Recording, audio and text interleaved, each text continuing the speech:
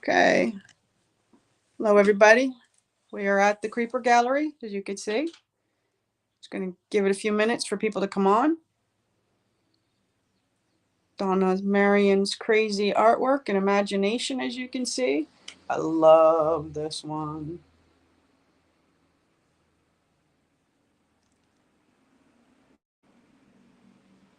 Give you guys all a bird's eye view. Hi, Dana. Patricia, everybody, hello, hello. It's hard for me to see. Judy, Tracy, Solist, Sam McGinnis, Ann, Carrie. I'm going to go in. Mary Ann, Brandon. Sorry I missed you guys all on Saturday. Just giving you a nice little bird's eye view real quick. And the most important guy of all, the ding, Mr. Ruggiero. Hello. There he is. The man himself, the legend. Anything else? Or... All right, so we are at the Creeper Gallery, 129 South Main Street, New Hope, Pennsylvania. Again, if you guys haven't been here before, you should definitely come down. Make a day, take a day. There's all great restaurants around here, lots of stuff to see.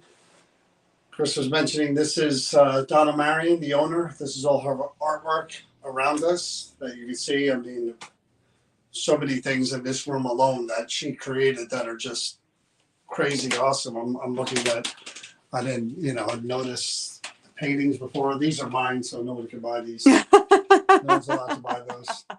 But I mean, even the stuff down here at the table I was looking at, there's so up and much. down. There's too much. You guys can't see. I didn't even really notice any of that. There's so much, guys. We could spend all night just going through all the stuff that she has here. Okay. And then if you come around this way, we're getting to the Red Room where we promised we would show you all the objects. There's more artwork, Donna Marion Creations. Old vintage stuff. Right here. We get those paintings up there. Pretty awesome.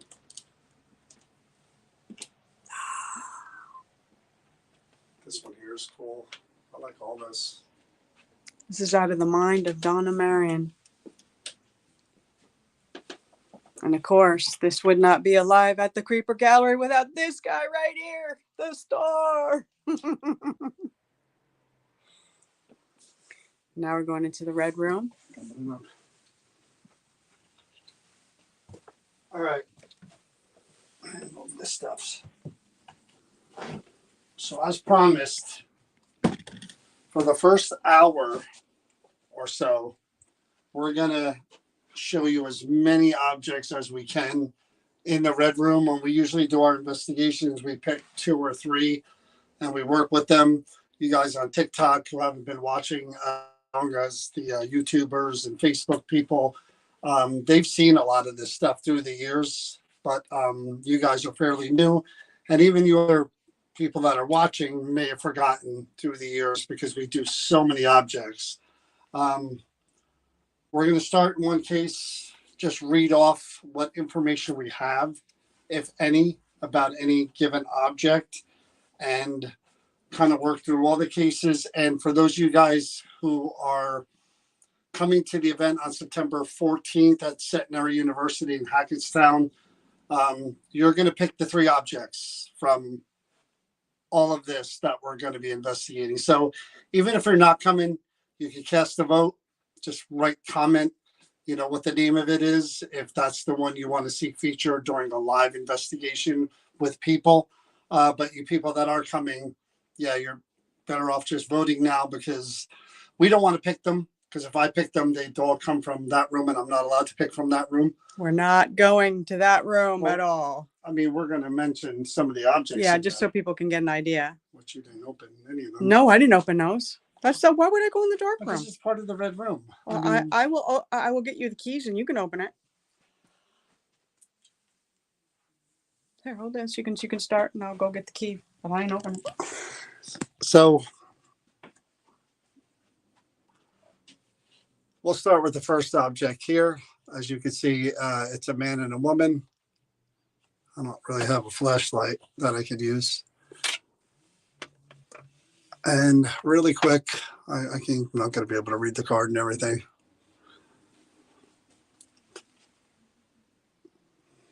I need you to do this because I can't read the card, hold the camera and everything.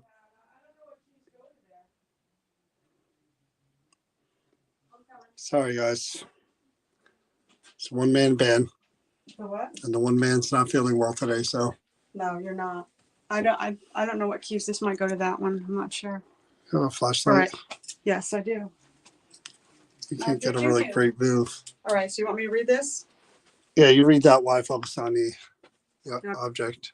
So this is Myra's dolls from Manfield, Connecticut.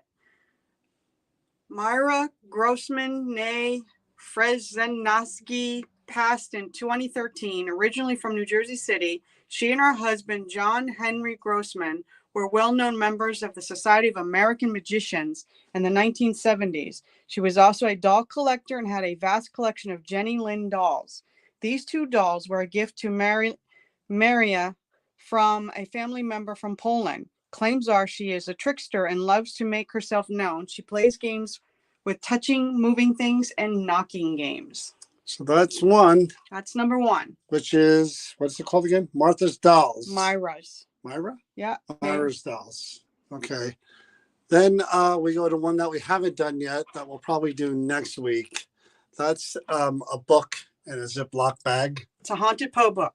Haunted Poe book. This book has had 3 owners and is well worn. Claims are Maddie Lunsford James from Tennessee is still connected to the book. Born 1844, died 1938 at the age of 44 years. She passed this book down to her grandson, James Stewart. James, who was born in 1898. The original owner, Clarence R. Brock, may also be connected to the energy that inhabits this book. Born 1886 and died 1956 in Indiana. Married his wife, Bessie, in Hamilton, Ohio. He was a repairman. So we haven't done that one yet. That'll probably be next week. That doll right there is the doll that Donna, who's the owner of the Creeper Gallery, when she left the other building, there is a spirit of a young girl named Madeline. Donna invited Madeline to join her over here in this new building and inhabit this new doll as a vessel. And we have investigated that, and we did find that there may be an attachment to it. Yeah. That bell, I don't remember what the story is for the bell. I don't think we ever had anything. Did, but so 1, Myra's Dolls. 2, Haunted Poe book. And then the Madeline doll. Madeline doll. Okay. Yeah. 4, this is, we had a paper, did we not? There's not anymore. So this is, what was her name? It's Cook. It's Harriet Cook. I need to get closer. She passed away at the age of 1990. This is her picture. This is her. She passed away at the age of 90. You said 1990. Yep. She passed away at an age of 90. This is her pin.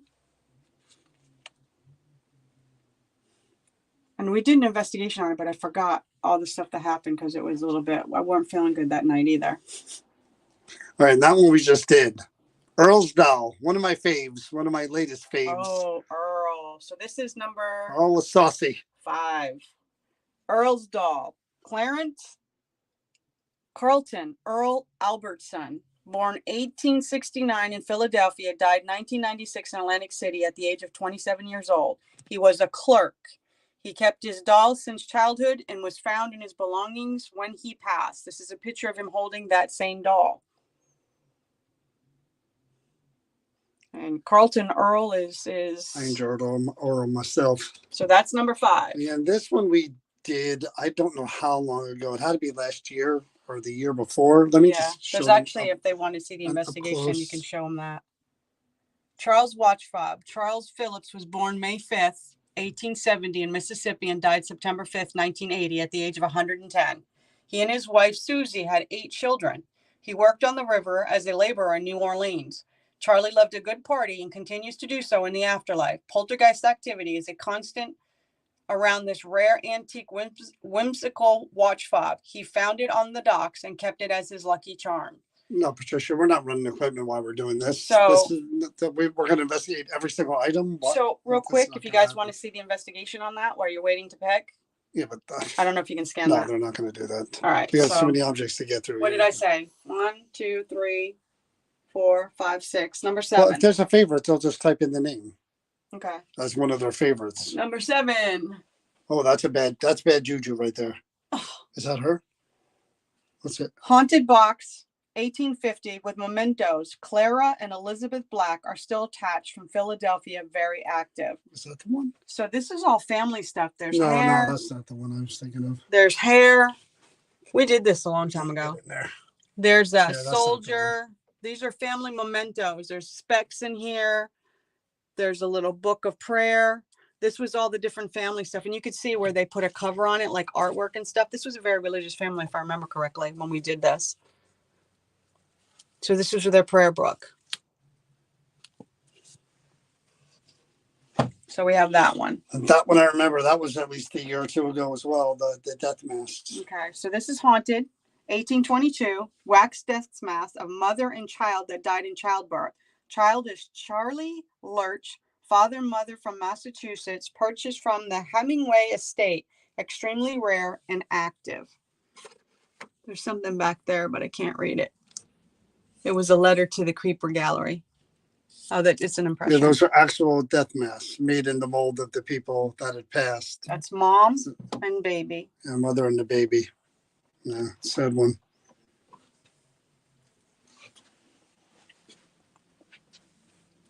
That's 8, 9.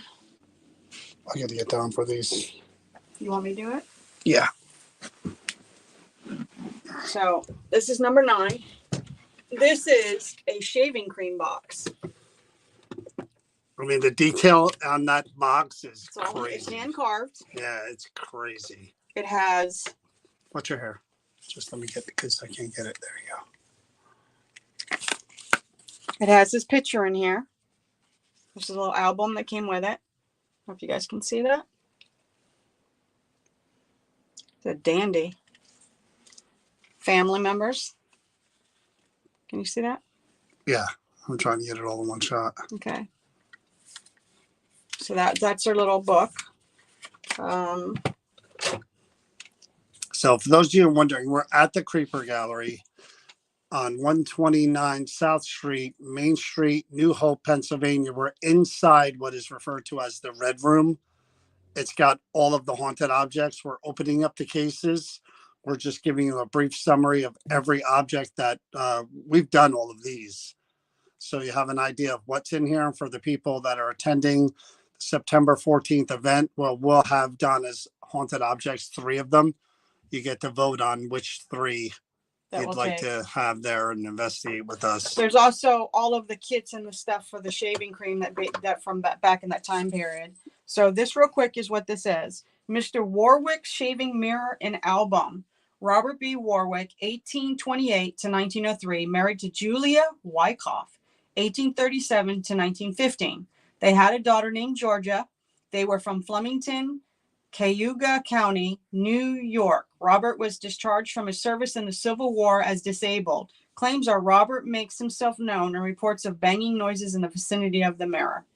So basically, these are the things we have to go on when we do our investigations. Sometimes we have death certificates. Sometimes we just have a card with a brief summary of the person's life and what the claims are surrounding each object. And then we go from there to try to either validate or find out more information. This is number 11. Charles Newbold's camera, 1882 to 1959. There's Charles. YouTube. There's Charles. TikTok. From a Pennsylvania state, claims are the camera can be heard clicking and moves in place. It is believed there is something attached that holds bad memories because people that have owned it have been overcome with depression and illness. His brother Anthony died at the 8 years old in 1888. That's kind of strange. Charles was a school teacher. We didn't do that one, huh? Yeah, we did. Oh, I don't remember. Yeah, a long while ago. Charles was a school teacher but worked for the railroad in 1902 and was promoted to chief clerk in 1914. He became a traveling salesman in 1920. He died of heart failure at the age of 78. There's number 11. Number 12. How do you get information on the items? You're going to have to contact Donna Marion at the Creeper Gallery. I don't have all that information.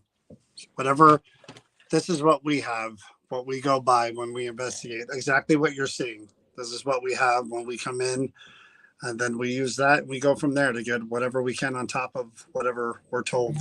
So this is the ghost of Alan Bassler. This is his book, his Bible. These are all of his different mementos, flowers and stuff. There's a lot that goes with this stuff. That's his paper airplane. Big Bible. Paper airplane, a note in there, their photograph. On September 24th, 1909, Alan Bassler lost his 4-week battle with typhoid fever and died. He was 29 years old. He was from Coopersburg, PA, and had left behind a widow, Mary Elizabeth, and 4 surviving children. Elizabeth was from 1884 to 1964. Mary and Alan lost their first child, Bessie, Sarah, when she was 5 months old, and their 5th child, Mary Elizabeth, was born 8 months after her father's death. Alan was a member of the Coopersburg Moravian Church, Coopersburg Band, the Fire Company, and was a member of the Patriot Ordered Sons of America. Claims are Alan is still connected to this Bible and can be heard lowly mumbling and flipping pages of the book. So again, you guys can see there's the photo, there's the Bible, and then like Chris said, there's articles about him, pictures, picture of the death certificate back there. I mean, there's a lot of items, headstone. Yeah, that belong to him and I guess his family. So okay, then we have this one right here, and right here in front of me. I might as well do this one. That's a this one we did before. We did this twice, and the second time we got way more activity than we did the first one. Ooh, is this the polio lake? Yeah. Haunted, 1930, Park Ridge, New Jersey. Polio brace was found under blanket in the garage. Was for many years. Very active. So this was actually something, but it's not here. Somebody actually obviously wore this that had polio. I don't know, for all their life or a portion of their life. We definitely, the first time we investigated, it was one of those where really wasn't that active, and we were thinking, okay, well, there's not much here. And then second go around after, I guess they became familiar with us. He became familiar with us. We got a lot the second time. So on to the next. Lots of cases. She had a card for the thing, but like I said, it's not here. Lots of cases. All right, next. Creepy dolls. Creepy dolls. We all love them. Marjorie's dolls. We all love them. This grouping of dolls from the early 1900s has a long history of paranormal happenings surrounding them. Claims of noises and laughing will be investigated. Notes that came with dolls gave us a starting point for research. There is not much info on the family, but we know the collection belonged to Marjorie T. Weldon, who was born in 1906. Her mother's name was Grace M. Terry. Her mother, Mary E. Maupin, born 1874 in Tennessee, but lived in Liberty, Kentucky. Claims are Mary and Marjorie are both connected to the dolls. And if you see, there's little notes here. Yeah. That's what ties in. This is where it's the connection. These little notes that are pinned to dolls. Yeah. It's all the information. Next. Again, not a lot of information on these objects here. There's one back here of a picture of a little girl, and what does that say? That book. This is the haunted book by a man named Charles, Tales of a Grandfather, 1828. It is said book causes depression and anger and moves on its own. We actually did that one too a while ago. A long time ago. You want me to do this one? Haunted Victorian morning hair art with ghost. Not a big fan of the hair stuff. No, I know you're not. This is Katura's doll. Katura Albertson passed in 1872 at the age of 23 years old. She died by starving to death Oh, I remember this when the one. wrong throat medicine closed up her throat. Born 1849 in Gloucester, Camden, New Jersey, she had one sister named Margaret and three brothers named Frank, Daniel, and Andrews. Her father, William, 1817 to 1863, died of complications of injuries he got fighting the Civil War. Her mother was Rebecca, 1814 to 1887. Claims are Katura has been heard singing on numerous occasions and gets moved in the vicinity of the doll. I remember that one. And things get moved in her vicinity. That one was more This is her picture than the other. Which is also back there. We actually have the actual picture.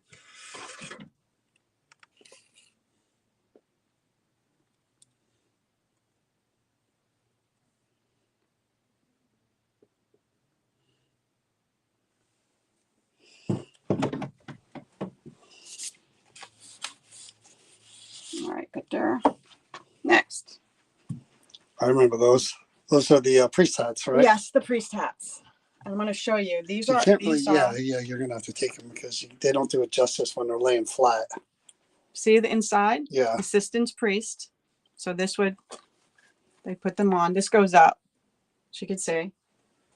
This one here is also assistant's priest. Yep.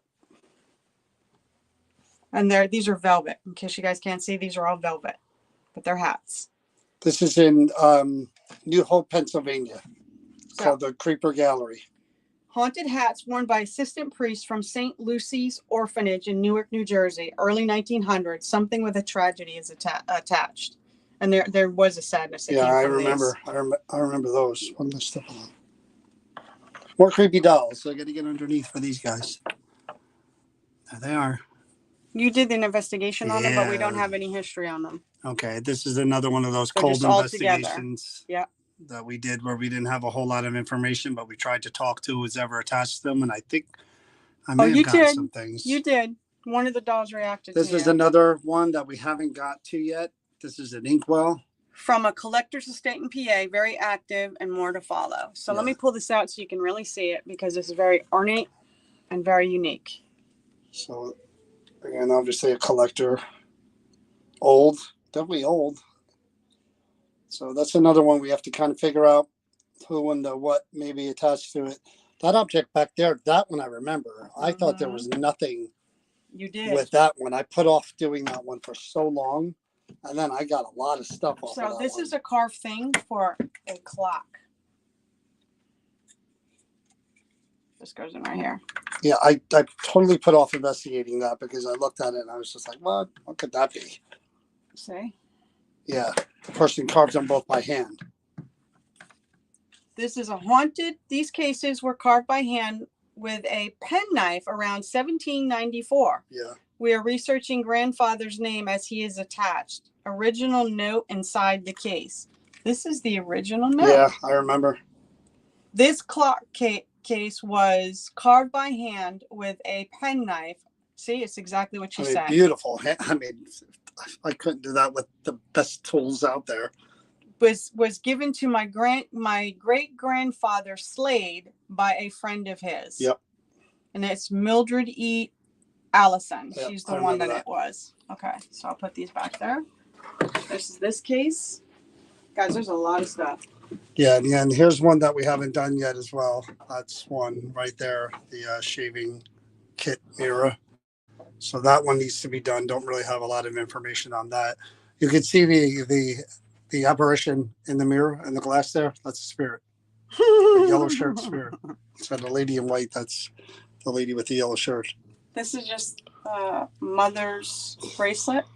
Yeah, I know nothing really about that. I remember didn't do about it. those. Oh, it's Tommy. It's all the names of the children. Yeah, I kind of remember. But This is all this. So this has the name of all the children, and we're gonna laugh, okay? So we're gonna go through the names and you and see if you catch it. So there's Sharon, Patty,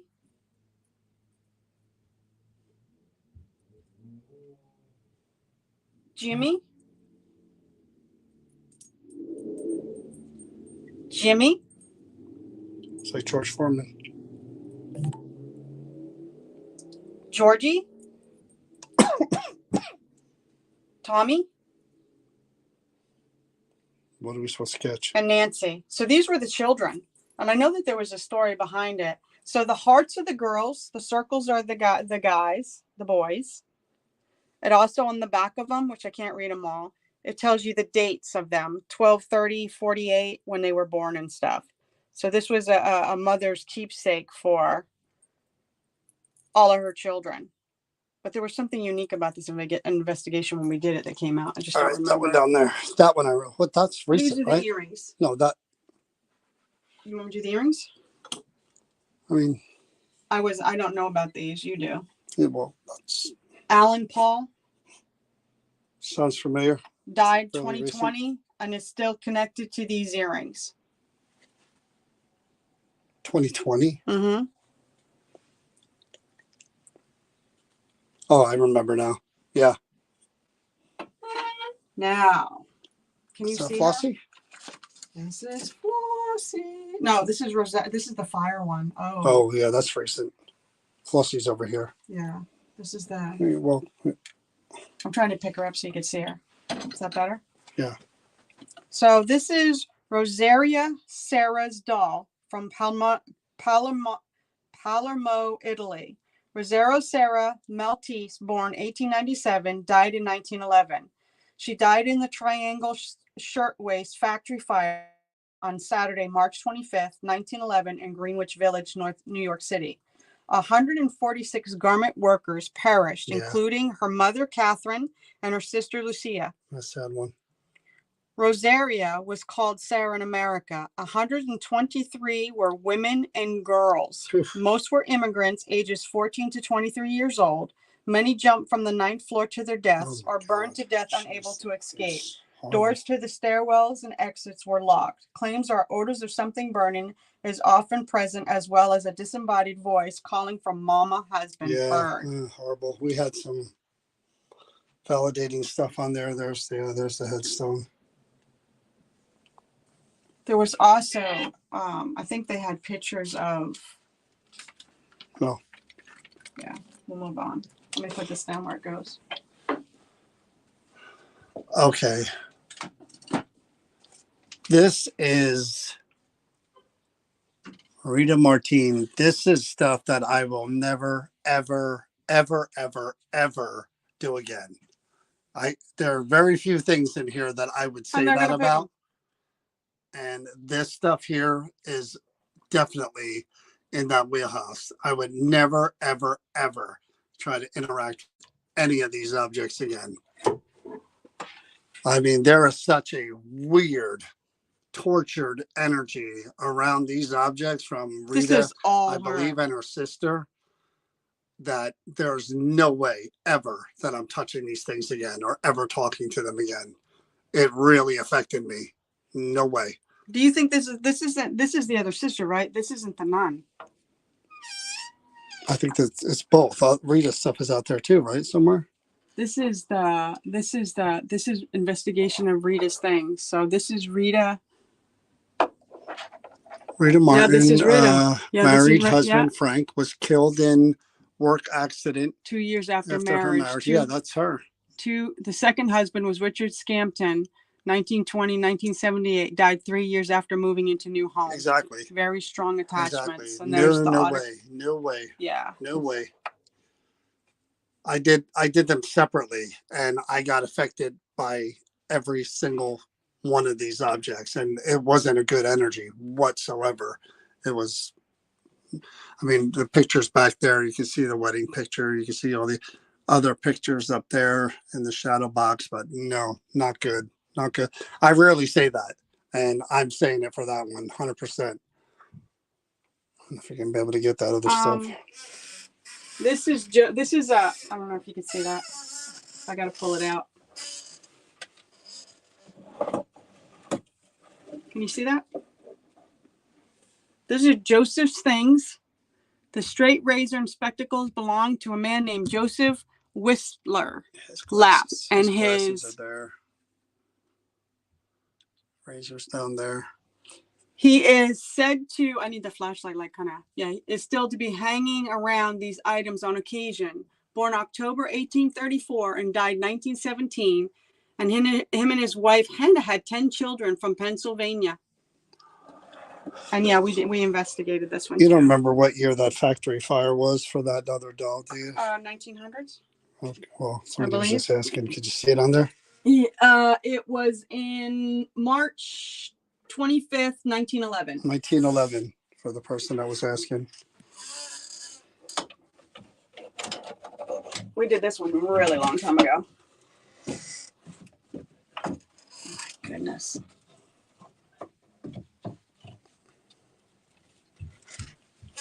This is a chalkboard. It's a death certificate too, right? Yep, and his photo.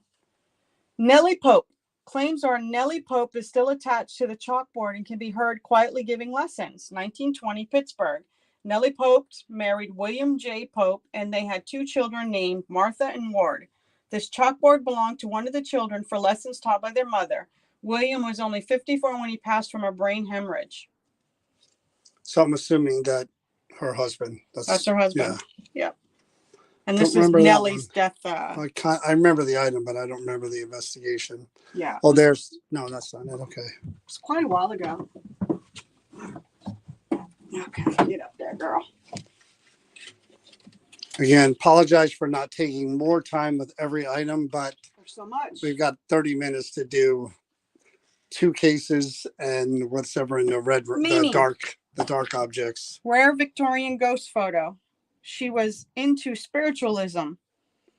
Born 1882, died April 18, 1975.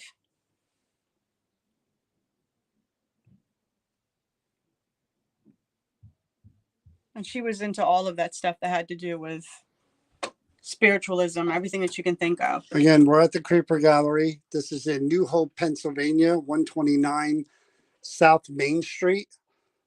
Donna's artwork, Donna Marion, the owner, her artwork is in the front of the shop. This is the Red Room with all of the haunted objects. We're just kind of briefly going through one at a time to catch all you guys up on TikTok and remind all you other guys on YouTube and Facebook. So think of this going back and forth. Somebody Yeah. does, because there's a stick that was usually on these. So this is an antique Tibetan prayer wheel with sutra scroll inside. And there's a scroll inside. Yep. This is a positive ritual item. When a person dies, this would have been added to the larger one at the temple from a Haggardstown, Maryland estate. Strong spirit attached. And we did find out that this was Again, very interesting that if that someone passed away, they would insert that, right, or Yep. the scroll the scrolls inside. Yeah, a larger one. That's Very unique. The scroll has the writing Yeah. on it. And that what they would do is that would be on a stick and they would literally roll it back and forth. Yeah, it's a very interesting custom. I kind of like that, to be honest with you. This was a really good investigation. That's about connection. That was really great investigation on that one. All right. Tambourine. Kind of remember that one. This is Matilda's Painted tambourine. Flowers. I thought that one sold at an auction. Guess not. Yeah. Look at the back of that. Yeah, I could have sworn that sold at an auction. So, no, that wasn't the tambourine. I think it was shoes you're thinking of. So, What's on here? Matilda's tambourine, owned by Matilda Metzinger, who was born January 28, 1837, and passed November 17, 1911, in Allentown, PA.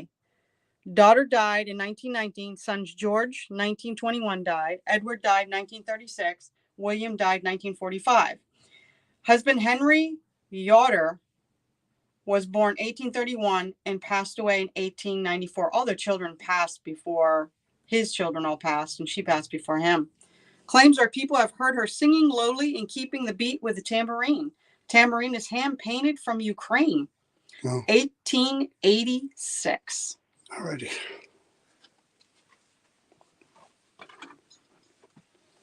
Ooh. That's one we need to do with the photo.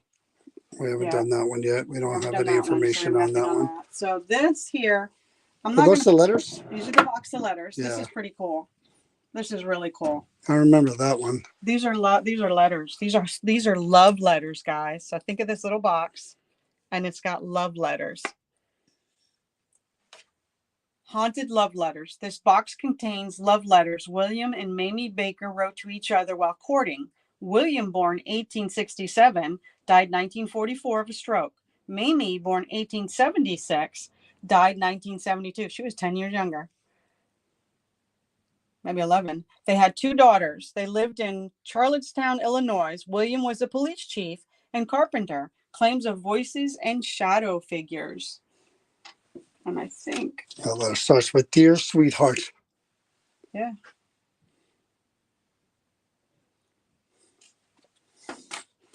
Should see all the letters Chris gets from me. I get them on Facebook, and I love them. That's right. I love everyone, every bit of it. Everybody has their own love Flossie. language. Oh, Flossie, Flossie, Flossie, Flossie. Bless you. That's Flossie. There's Flossie. You guys might remember her. That's a recent one. Yeah, all the scandalous pictures that got her in trouble. Okay. I remember Flossie. Flossie was saucy. Yes, Flossie was. So Flossie, Lee's doll. Can you see that? Did I Yeah. have it good? Flossie Lee had many secrets. She carried this doll as an adult, and it was used in her craft. Her biggest secret was she was a man from Augusta, Maine, named George Dunton. He was photographed dressed as a young woman, and some photos were boarding on lewd and sent to young boys all over the country via U.S. mail. She had quite a large following until a politician's 16-year-old son became one of her fans. Once discovered, George was arrested and charged with sending pornography through the mail, which was illegal at the time. He spent 4 months in prison, and Flossie Lee disappeared. The spirit connected to the doll is said to be angry and will do damage to the doll as well as making it move. Yeah. So, and these were the scandalous pictures, guys. Yeah, If I you can remember. believe it or not, this is just showing the knees. Yeah, back then that was pornography. That's Flossie, and Flossie is very active. We found that out. This is the one you couldn't get your head straight. Yeah. It affected you. Yeah. Well, Flossie reacted to you big time. All right, next one. So this is General Lee's document box. the Major General's. No, I said Major General's Charles. document box. Yeah, I said, Charles I don't know why I Ferguson. said Lee. Yeah. Just chalk it down to, oops. So this is the empty box. There's the drawers that open up. This is velvet, guys. I don't know if you can see that, but that's all velvet. So this document box belonged to Major General Charles Ferguson Smith, born April 24th, 1807, in Philadelphia. He died April 25th, 1862, at the age of 55 in Savannah, Tennessee. He was a Union soldier during the Civil War and died from infection following a minor foot injury. He was brought home and buried in the Laurel Hill Cemetery. Claims are he is still attached to this box. So this was his writing box. And Don't remember that one, to be honest with you. we did it, but it was... Again, this is years and years worth of investigation. So, I mean, if something's not familiar to us, it's probably because we did it 4 years ago. Samuel Porch. Don't remember Samuel either. We did Samuel. Samuel Porch, CDV photo. Born November 9th, 1845 in Deptford, New Jersey. He married Rebecca in 1866. They had 3 children named James, Reuben, and Samuel. He served as a Union soldier during the Civil War, made a living as a farmer. He died at the young age of 32 years old from typhoid fever. Yeah. Claims are people have seen a tall, dark shadow figure around this photo on several occasions. Yep.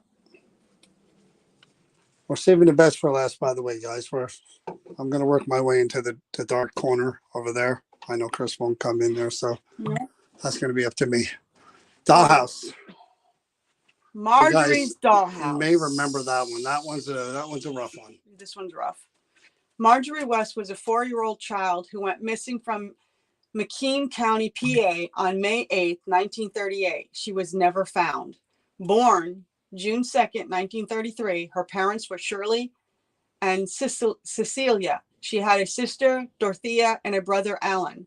The family attended church in Bradford, PA for Mother's Day. The kids were all playing when Dorothea left Marjorie to speak with her mother. When she came back, Marjorie was gone. Hmm. Despite massive search, the child was never found. This is a very active piece, and as can be seen during our investigation, which did happen. Yeah, that was a rough one. And this story is all around possible abduction of a child molester Right. that was in the area. Next, down here. Oh, this one's a toughie. Oh man, I remember that. That was one of my favorites too. The shucker. Yes, you called it the shucker. All right, so just so you guys Corn can shucker, see. right? Yeah. Jacob's knife. I remember that. This belonged to Jacob Taylor from Ohio, 1900s. Hand-wrought iron tool. It's heavy. Possibly a corn shucker used on farm. There is a strong sense of something negative that's attached to this piece, possibly connected to a tragedy or accident. He killed his wife with it. That's what they think. That's Yeah. what was coming out in the Yeah. She's got the card from the I investigation. remember that one. Yeah. We again, the information we had that there may have been a murder, and during the course of investigation, we got that he killed his wife. We're using that, and the tip is broken off. So We did this investigation, that's but I probably don't how it remember. happened. They're very old bobbleheads, Yeah. and supposedly the owner that collected them is attached to them. I And see these are it too, very right now. old. I see it really good on TikTok.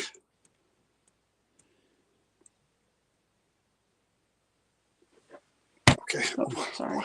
This one here.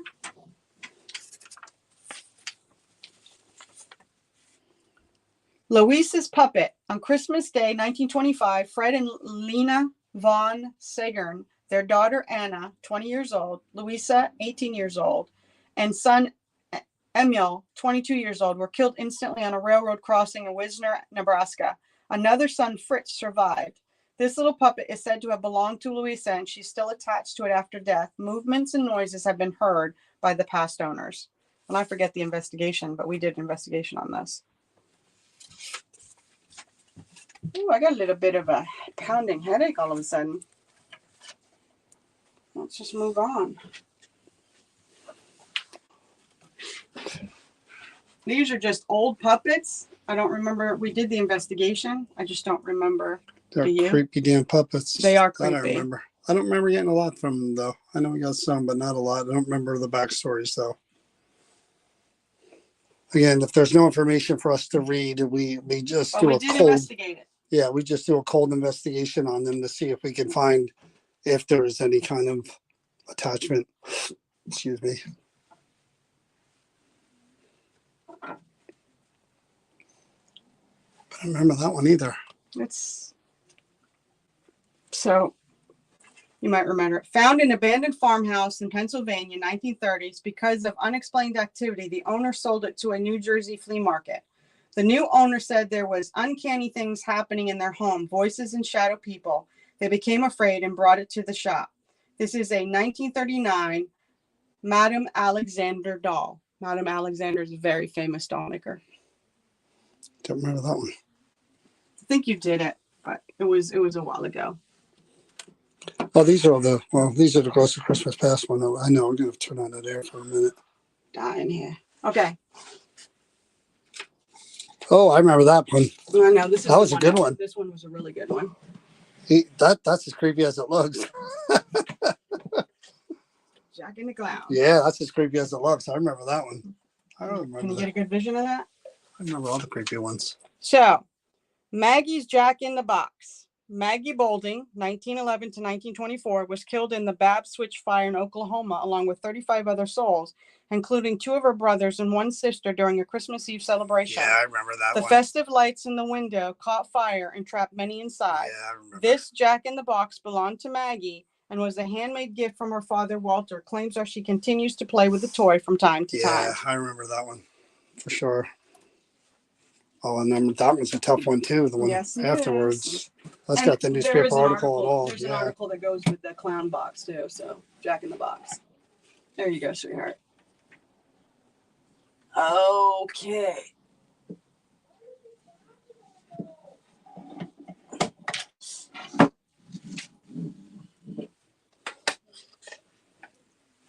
Is that air conditioner right there? It's on the wall. Yeah, to the side. You want me to get it? Let's see if I can You're turn it down on. a step. Sorry, guys. Give me 1 minute.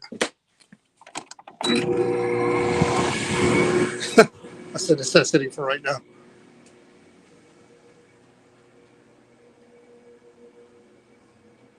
All right, here's the doll. You can see the doll. It was like a sad doll as it is, but then that article is connected to that doll. As you can see, it's in the Daily News, which is I think that's the New York Daily News, maybe. Is it? Can't read the top of that. There we go. Lorraine's doll. This three-faced doll was owned by. Oh, it does have three faces. Yeah. Let me show you guys what that means. Well, we've only got 15 minutes.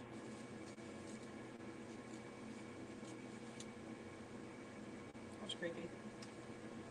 Fake doll was owned by Lorraine Mary Kelly, born August 18, 1957, and died August 1974. Found August 9th in 1974 in the Monteval, Bergen County. Parents Francis and Thomas have passed before she did. Claims are noises and things bang in the vicinity of the doll. Yeah, I remember that one too. That's another rough one.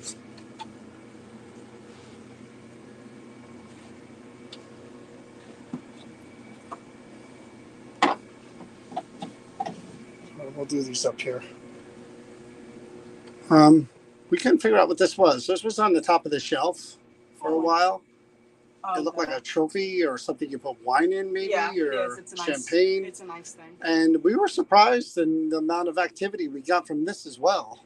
Claimed to be owned by a politician, Joseph W. Bloodgood, 1926 to 1960, of Madison, Wisconsin. He died from suicide by hanging himself with his belt in a hospital shower room. He was 34 years old. When the glass insert exploded, this was glass around it out here. No reason the owner became fearful. This is a champagne bottle holder. Definitely. Yeah, this was definitely interesting. Definitely. We totally overlooked that one. And this is another one that we'll be doing probably next week. Portrait of Jane and Susie Clemens. Portrait of Jane. And so we'll cover that one when we do that. This is another new one that we'll cover. So these aren't up for picking. Bertha was given this doll. So when we do the investigation, we'll go through the... I want to show you guys the worst of the worst. I have no way of opening those. So here's one we're not allowed to open. That's the cursed box. And if you're new to this on TikTok, we actually did that. The whole story from that one is here. I wonder if I can read that. Purchased at the content sale of the Manor House and Letchworth Hall in Little Bedford, Bartford, in 2017. The medium said a man named William is still attached to the box. Research shows that the man named William owned the estate during the Georgian Victorian period. His father was Reverend John Allington, owned the estate in the Georgian period. He was a very eccentric and controversial person. Here's the thing too, with that box, we didn't know what was inside of it. Donna thought there was, maybe some jewelry and some stuff that would be worth money. She had it x-rayed and we couldn't still tell what was in there. So the story is that in all the investigations in the medium, we believe that George had a wife who was,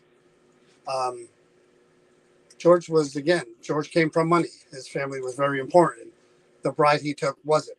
So what we kind of got during all the investigations was that George's family had the wife killed because in the ancestry, it shows that he was married and then there's no mention of the wife again.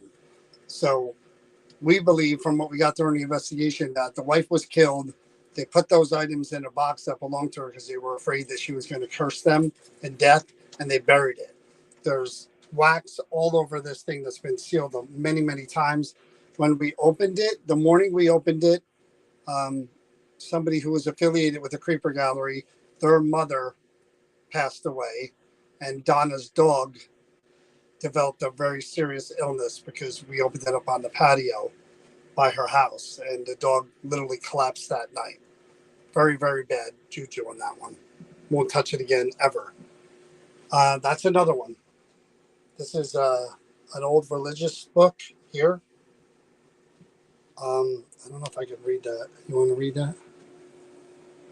Missionaries of the Precious Blood is a community of priests and brothers within the Catholic Church, a society of apostolate life composed of secular priests. Members do not take vows. Founded by Saint Gaspar del Bufalo at the request of Pope Pius. Book was owned by Giovanni Merlini, who was successor to Gaspar.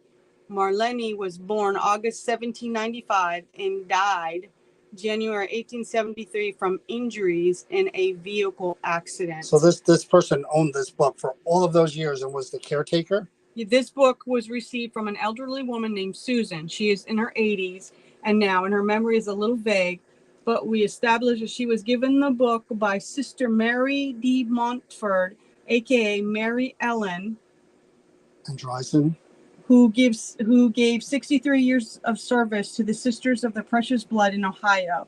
She was born April 29th, 1936, so they sort of and passed this book around to caretakers, and it's written in Latin. So we had someone who studied Latin read some of it for us, and we investigated it, and he went into like a trance-like state and became very angry, and then his life literally fell apart. His marriage ended. He had problems with his business. Bad things happened after he read that book. So then we have this up here as well. Let me try to show you guys what this is. Another doll. Don't really remember this one. Haunted by Sally Horner, 1937, 1952. Try to get a good view on this. Abducted by a child molester, Frank LaSalle, in 1948. He held her captive for 21 months. Sally was born in Camden, New Jersey. It was killed in a car crash. God, first she was abducted, and then she was killed in a car crash. At 15. She was raped repeatedly, threatened with a gun, kept by him. And then she was bullied after. She escaped him. Horrible, horrible, horrible story. Horrible story. But these are the ones, again, that have really negative attachments to them. Voodoo doll. There used to be two. Haunted voodoo doll.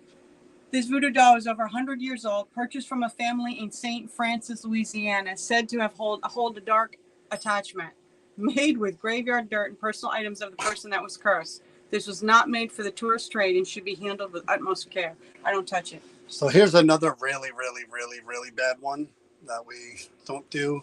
We've done it enough, and Chris actually passed out when we were investigating it. 2 censors. The 2 priests connected with using them for exorcisms are Father Kunz, Kunz, and Father Malachi Martin, right there. I'm trying to get it for both of you guys. He was murdered by a, I can't remember, was that a pedophile? And he was on a ladder in his house, fell off.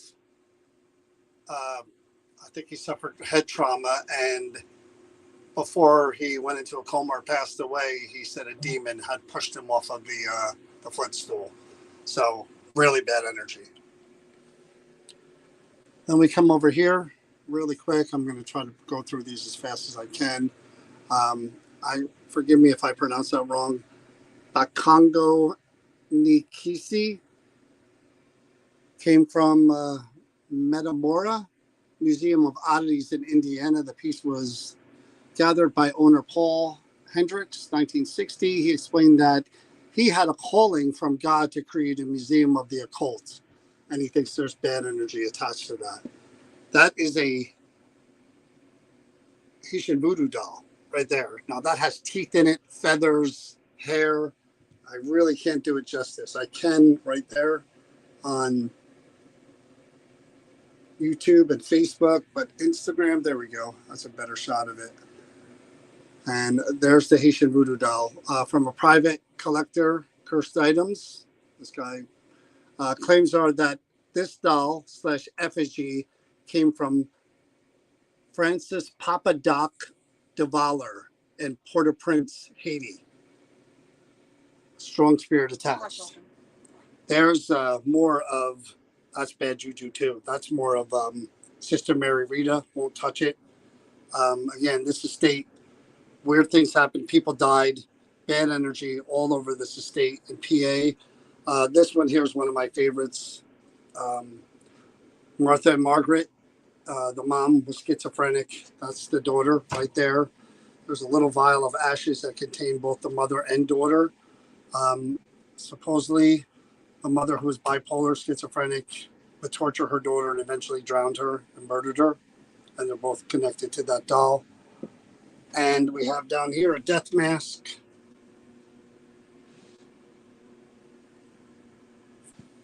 And more dolls down here that, well, again, you can come in and kind of check out.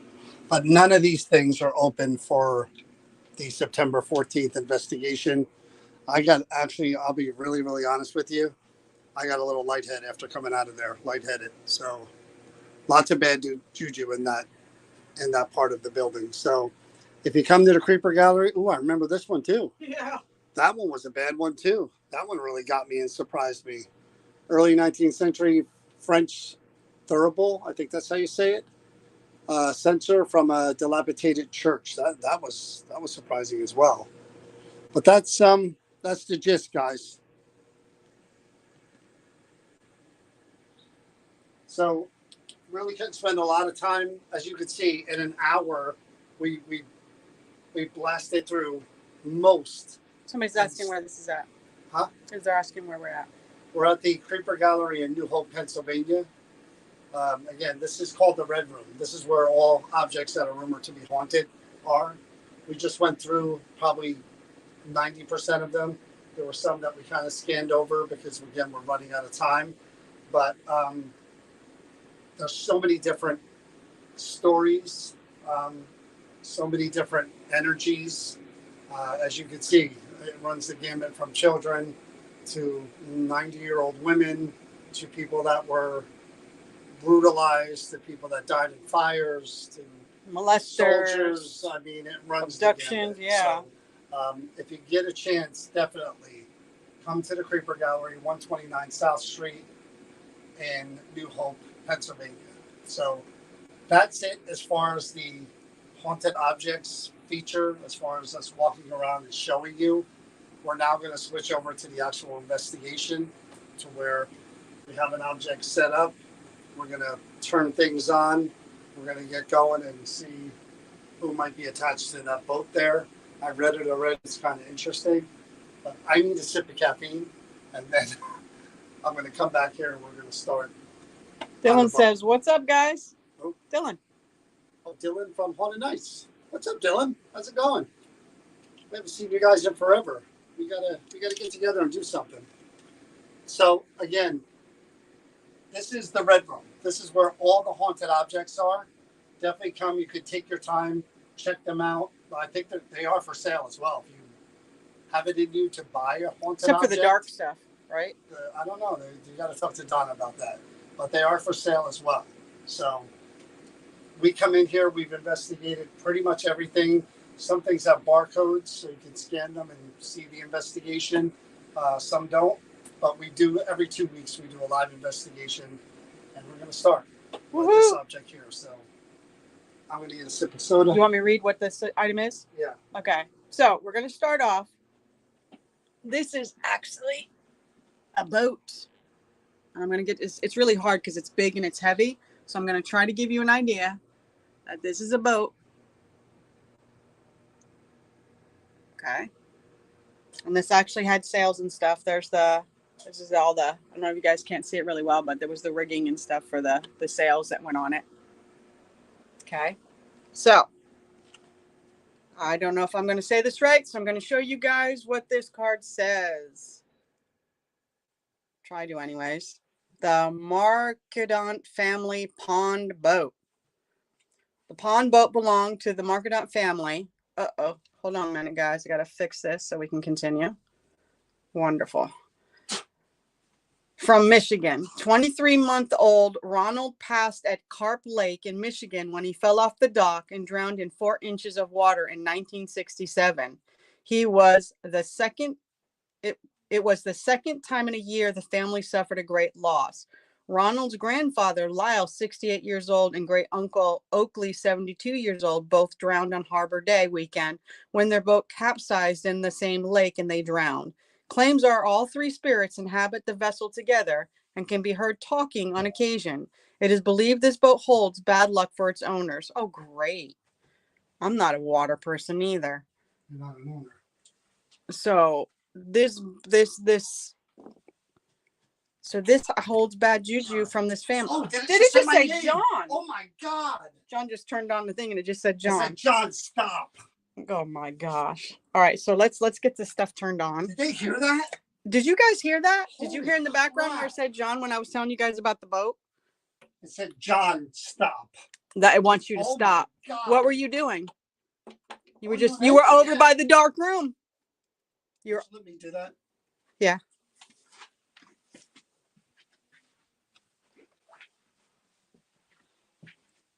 We gotta hit all the lights. All right, guys, I'm taking you with me while I go shut off the lights. That way, if anything happens, I have witnesses.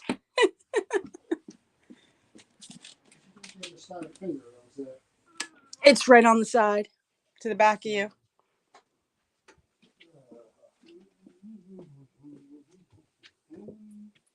It's by your foot, to your left.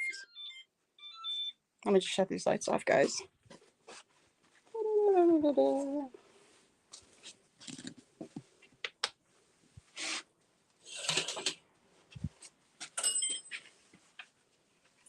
Canada.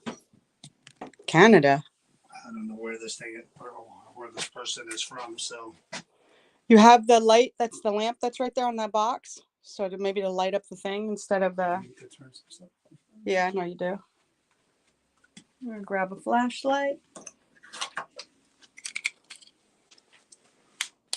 John's just getting the lights on so we can see what happens here, guys. Just bear with us. So we're switching over.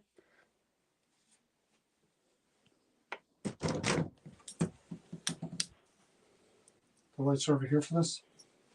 Yes. There you go.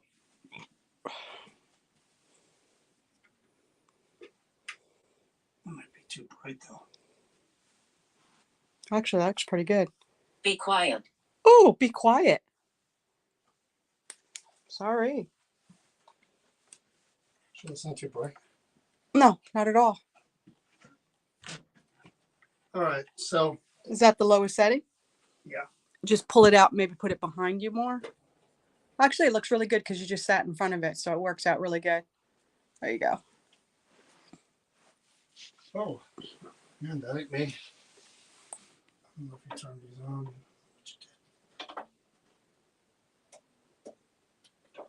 All right, let me explain to you first what we do and how we do it. As I didn't hear any information on the card, so I got to read it myself. You need a light?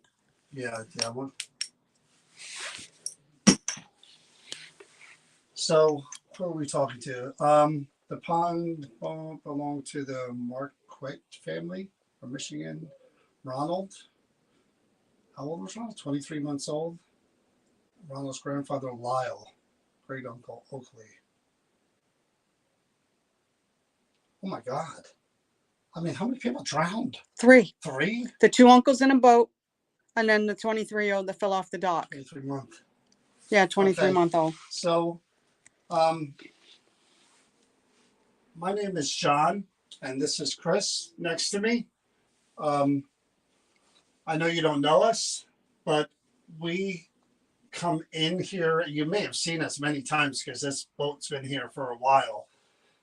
You probably noticed us talking to the others that are here and trying to connect with them and communicate with them, find out whatever we can that they're willing to share. We don't mean to disrespect you. You know that. We just want to, if you want to tell us things, if you want to share things about your life, or tell us more about what happened to you, we'd love to hear it. I know that. Oh, wow, I saw that. I know that. I just read the information now, and I'm very, very sorry for what happened to all of you. Um, I almost drowned twice, actually, and I'm a pretty good swimmer, and I almost drowned twice in the ocean, and I'm kind of a little leery of the ocean after that. Don't really go in the ocean water too much anymore. So the things that we put around the boat here are things that react to any of you being there. These lights that are up here that are purple, believe it or not, they react to your energy. If you were to release energy from the boat or to stand in that area, those lights are going to react by changing colors like the rainbow. They're not going to hurt you. They don't hurt me, and I'm right by them. I'm touching them, and they're not hurting me. Won't hurt you, I promise. Same thing with the lantern. Same thing with this lantern. This circle here, music. I don't know if you noticed the light went off on the boat. And all I'm doing is moving my fingers around the antenna, and it makes music. Then we have these circles here. Notice the one behind it.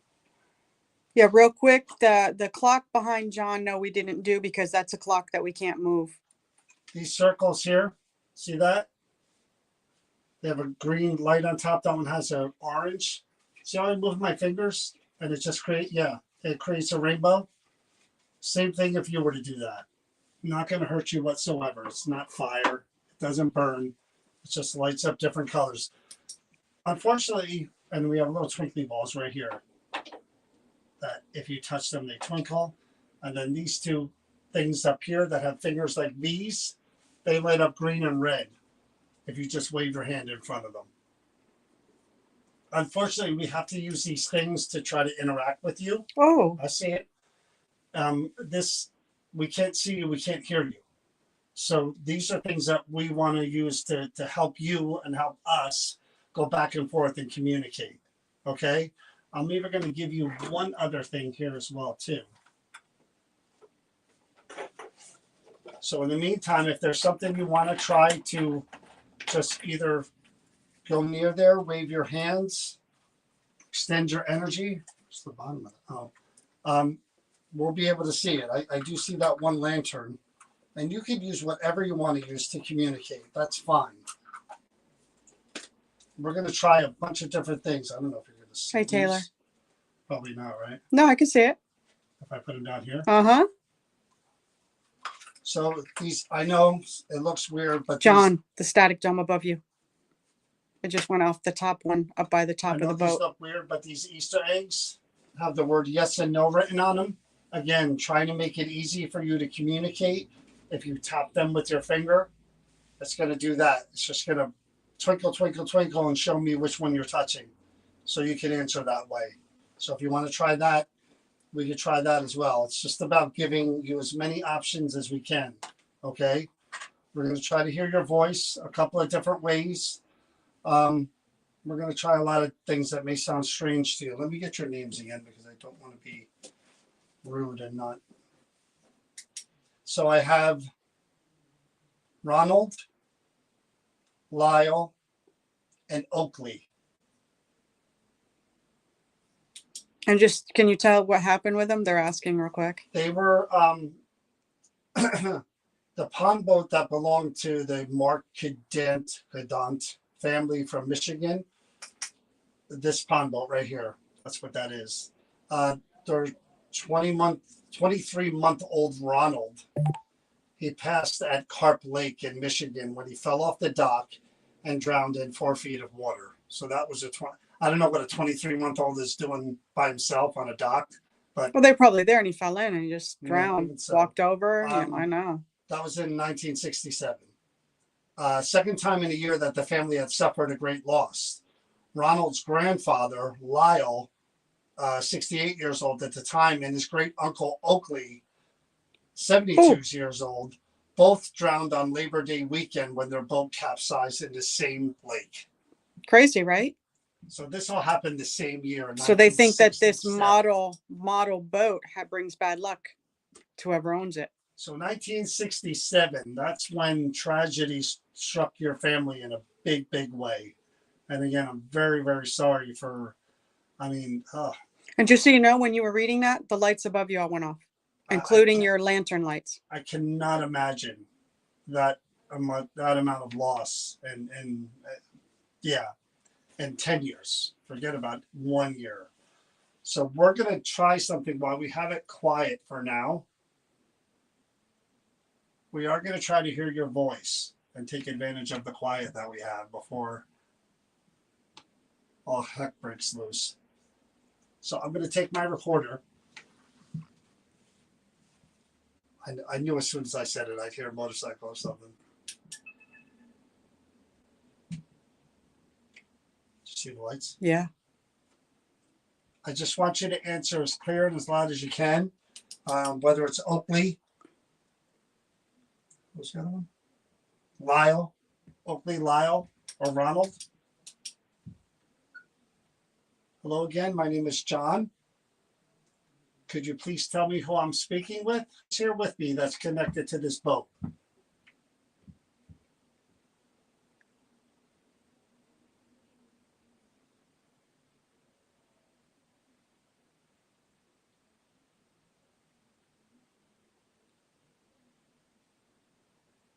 Can you tell me what happened to you?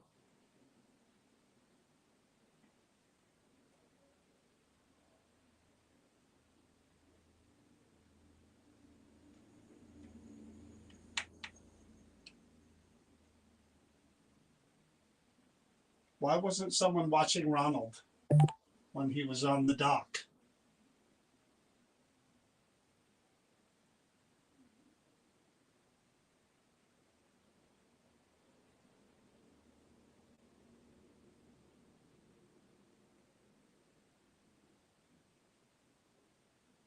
On what holiday did the tragedy occur to Lyle and Oakley?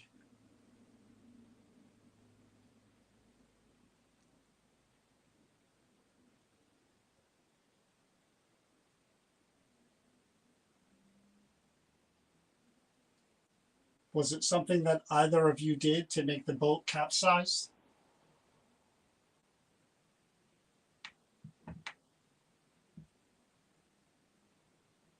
Fight. Let's say fight. No. It said bite. Oh. All right, so I'll only ask a couple of questions. No, actually, it said hide. Huh? Hide. Hide. I can't believe it said John, stop. I really can't. I wish I was filming right on there when it happened. All right, only a few questions. I'm going to listen back now to see. Well, how about your lights are going off again? You're right. About how crazy it was when we were in here right before we went live, and we heard that weird sound.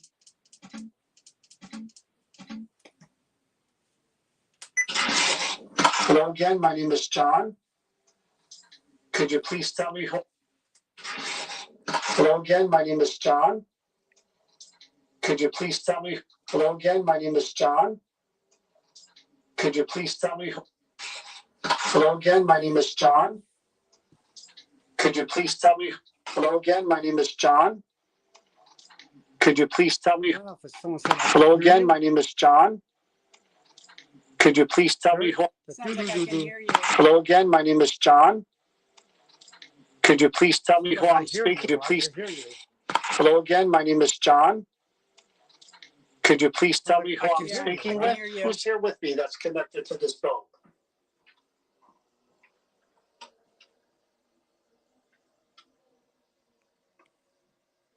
There's people outside. Yeah, forget it. Yeah, it's outside there. Let's people outside. I can't even listen to that and tell you. No, you wouldn't be able to No. distinct. It said no. Yeah, you're right. There's no way I could use that because Even the spirit knows. It said no. I have the eggs down there. See that right there? The yes and the no. I have them down there. I'm going to turn this box on here. that people believe that if you think really, really hard and whoa, did you see that? Yeah. And concentrate on this box in my hand, that the words will appear here.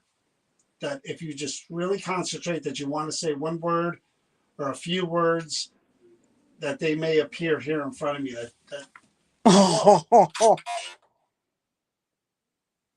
It says he's coming. Who is it that you're referring to? I see the lights here. There's a lot of energy. Is there anything you could tell me about any of you? What happened that day? Anything you want to share? So again, just one word, a few words. More energy. Needs more energy. I can't really, I don't like to do this because people think I'm nuts. Yeah. But you can use my energy. You have the energy of the lamp next to me. You could use my energy. Here, I'll even give you a little Screen. screen. See this candle in my hand? Not a real candle. It doesn't burn, but it does have energy. If you put your hand around that candle and hold on to it, the candle will go off. The light will go off, I should say. And you can take that energy. You can borrow that energy. You could use it.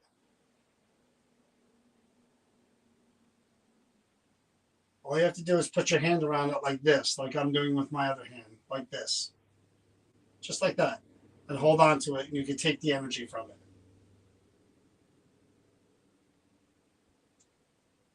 I don't have much more energy to give you. I see it. Everybody took from the lights. You're good with the lights. By the way, that candle can't burn you. It's not a real flame. It's not hot. I mean, there's a big time surge there. I'm going to turn the spirit box on. What? What? Like what? What was? What you talking about? Spare box? What? All right, I'm going to try something else because again, I wanted you to explain that. I wish we could do EVPs. I'm going to turn this box on that's right across from me. And what years? Oh, 67. You know what a radio is. So. That's when the baby died. Yeah. Yeah, but that's when the drums yeah. started too. Same year. Yeah. So you know what a radio is. Oh! Just said imbecile. Did it really? Yes, it did.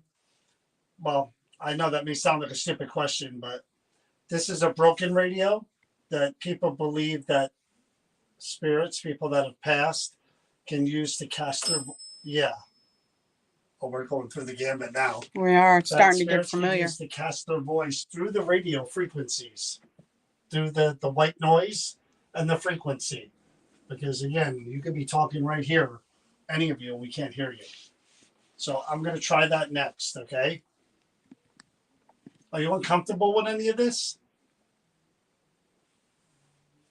Show me all those lights if this is something you're really not interested in doing. I know you can turn them all on. You've done it.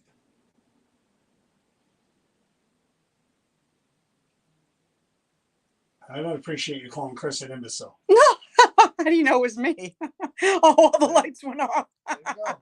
It wasn't me. So I'm going to turn this box on. Give me 1 second here.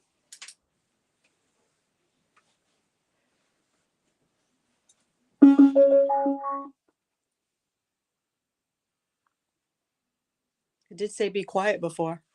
Oh, yeah. Give me 2 seconds. Yep. Just rang the bell. Give me a minute. Again, Oakley, Lyle, or Donald, whichever one would like to come forward and talk to us when John gets this set up, it would be great. Yes, I see that you know how to use the light. Oh, that's you. God just gave me a heart attack and just dawned on me it was you. But gee, that's a first. Isn't it though? But we're here to communicate with you, and you've been around us for quite a long time. We've just never investigated you. Hello? Can you hear me? Do you hear me? Tommy.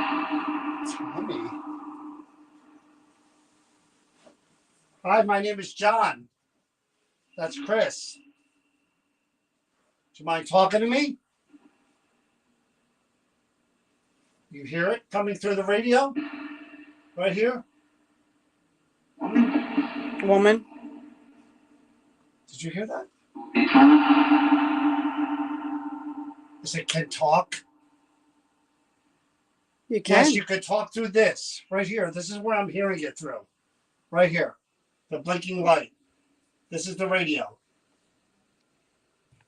You can talk. Go ahead and talk. John and I can't see or hear you, so this is the way that we can. Who am I speaking with? I thought I heard something about stupid again. Yeah. Who am I speaking with?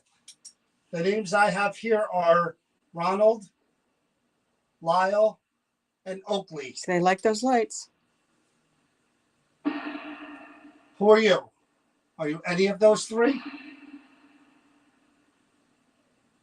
You know it. It's exactly what it sounds like. You know it. I don't know if that was you know it. I So thought I heard ignore them. maybe. Did you say ignore them or you know it? So we have this boat here that belonged to you or somebody in your family.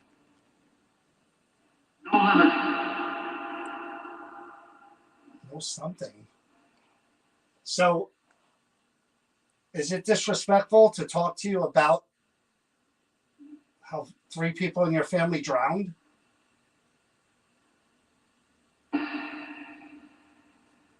Could you tell me anything about what happened?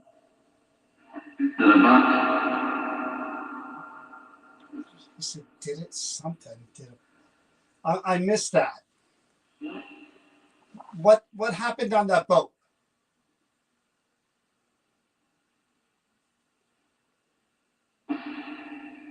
Why wasn't anybody with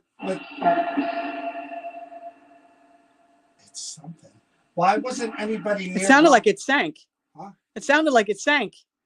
Really? Yes. That's exactly what it sounded like to Why me. wasn't anybody with Ronald on the dock?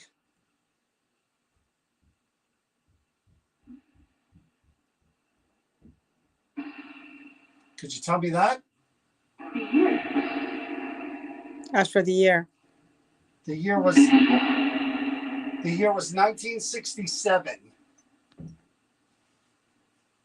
3 people in your family lost their lives in the same river.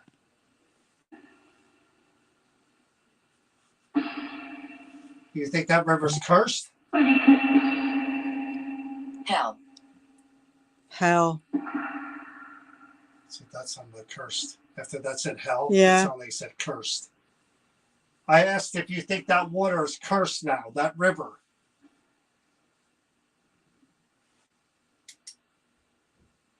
All of these were accidents, right? What was the name of that lake?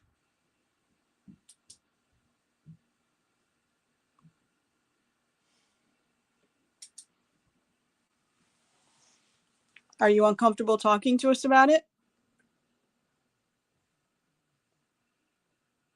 If you can name the name of that lake, I'll know it's you.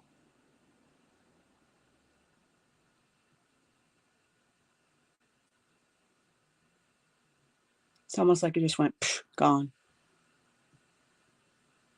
Where'd you go? Can you come back, please?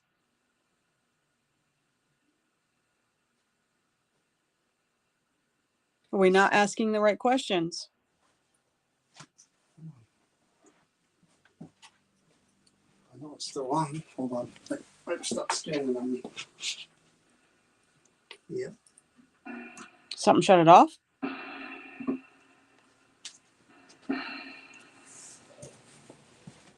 I see the lights. It's personal.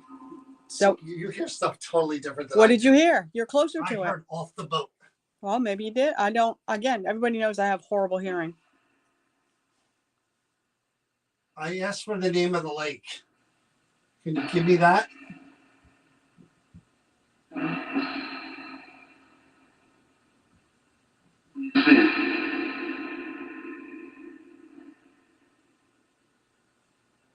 Now this boat is going to be sold to somebody. You okay with that?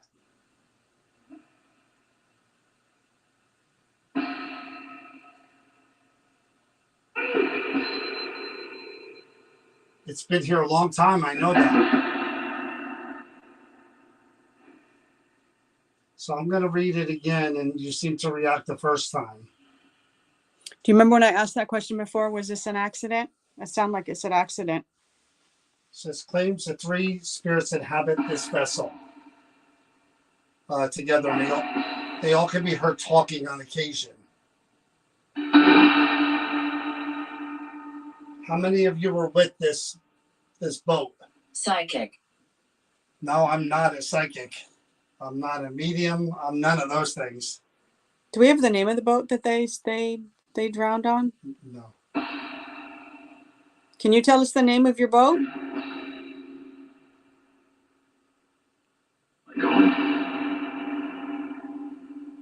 Going? That was a deep man voice. Really strong. I'd like to know the name of the person who's speaking. They say three of you are attached.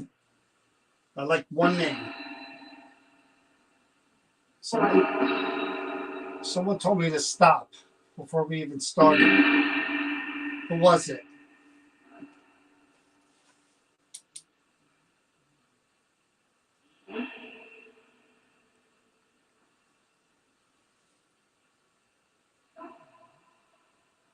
Last chance.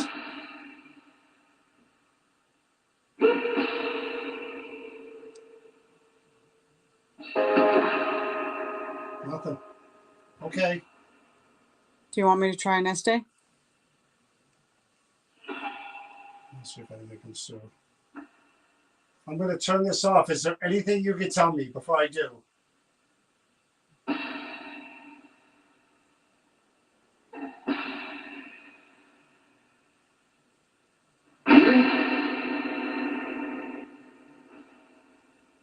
Let me yawn. All right, I'm turning this off. Last chance.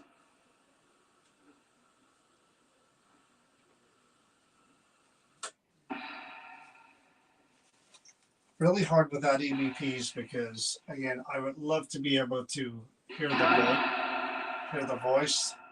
I'll turn that off. And I could try one more time just to see, but I doubt it. I don't hear anything, but the microphone is much more sensitive than what I could hear. Yeah. Do you hear anything? Do I just hit the button on that? No, there's a button on the back. There's a switch. See?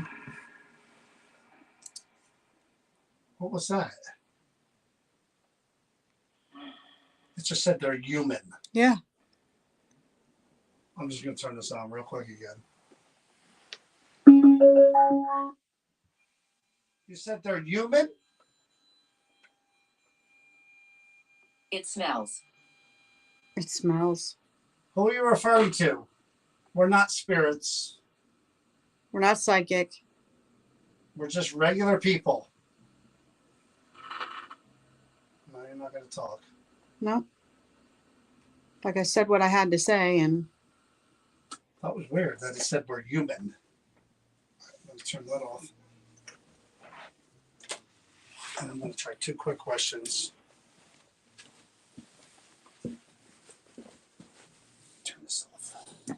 do you want to try to do the Este method? In a minute. Yeah, I was just asking if you wanted to do it. Well, I mean, there's other more tangible evidence that you could try to get first before you do that stuff. All right. So here's the thing. You're lighting up these objects around the boat. I'm going to pick up this lantern here in my hand. This is the one that you've been lighting over there many, many times. Any chance you could come over and touch the lantern in my hand to make it react and change colors the way you did with that one over there? Lyle, is this you?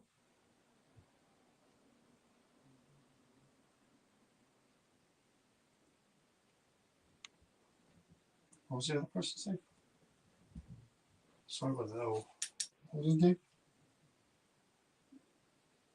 It was Lyle Oakley. Oakley, is this you? Come touch my hand, Oakley. And this lantern will change colors.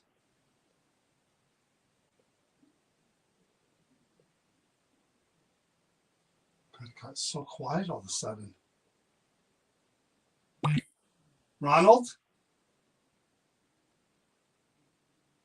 Are you here? Is this you? God, everything just got dead quiet. It's like the oxygen got sucked right out of the room. Well, I said they needed more energy, and the lights aren't doing anything anymore. It's the first time we ever tried to talk with him, too. I'm going to try 2 questions. Again, I don't know if I'm hearing. I think I might be hearing. Yeah. Do you hear anything? Mm-hmm. You do? I do. All right, so you can throw that out. All right, we only have one option here. We're going to try something else where, again, you mentioned you need energy. You can actually hear, we could hear you through, again, headphones have been around for a long time. Put the headphones on. We have a blindfold right here. This has got these nice comfortable ones that totally block out all the vision. And I'm going to put that radio on my head, and I'm just going to listen for any words that I hear from you, any of you. Okay? I mean, no bell, no nothing. It's like gone.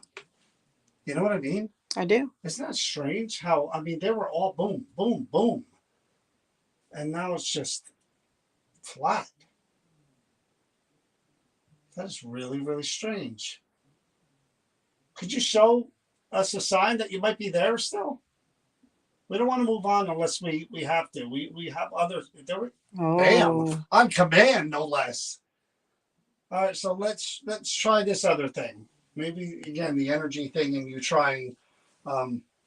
We'll try something else. All right. So I'm going to grab these headphones. I'm going to put them on. And I'm going to try to hear your voice. This is for anyone. This is for all 3 of you. And you guys can help me ask the questions to John. You know, he can't hear anything I say when he puts those headset on. He'll have the radio going into his ear. It'll be pretty loud. I turned it up. And he'll be blindfolded. So we'll be able to ask questions to see if we can get a direct response. And John won't know what we're asking. So it'll be unique to see what's going to happen. So if you guys have questions that you want me to do. I asked for a sign, and look, it's and not it lit doing up. it again. No, it hasn't lit up since you asked that. That's pretty darn interesting if you ask me. Alrighty, so I'm going to try this. The radio is going right in my ears. Turning it on.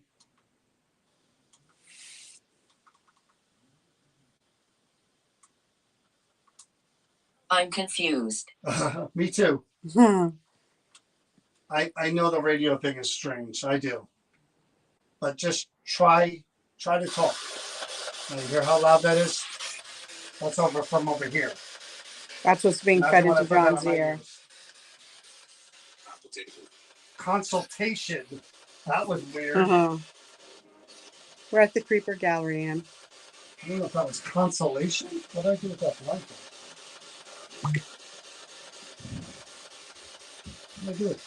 Okay, Susan, I will once we get going. I'll ask that question. All right. We'll build into it. It said, where'd he go? I heard that from over here.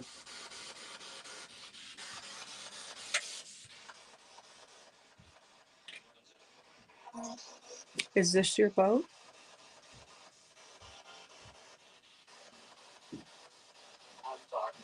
I'm tired. Did you drown?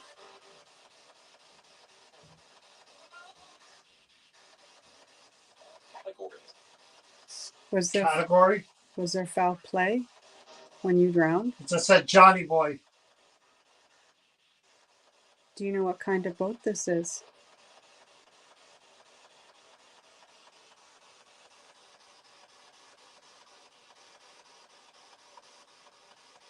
Do you feel your family's cursed? It's something like we're at zero. Do you? So is this where you are? Medical needed here. Just said my name again. So did you get hurt? And that's what made you drown? All watch. Lyle, are you here? I just heard we're in heaven. We didn't realize we were. Oh my God. Were you out in a storm on the boat? Wow.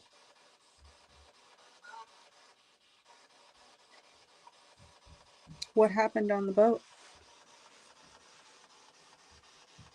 Why did it capsize? Why was Donald, that was only 23 months old, on? It said we continue. What do you They're continue? helping us. Who's helping you?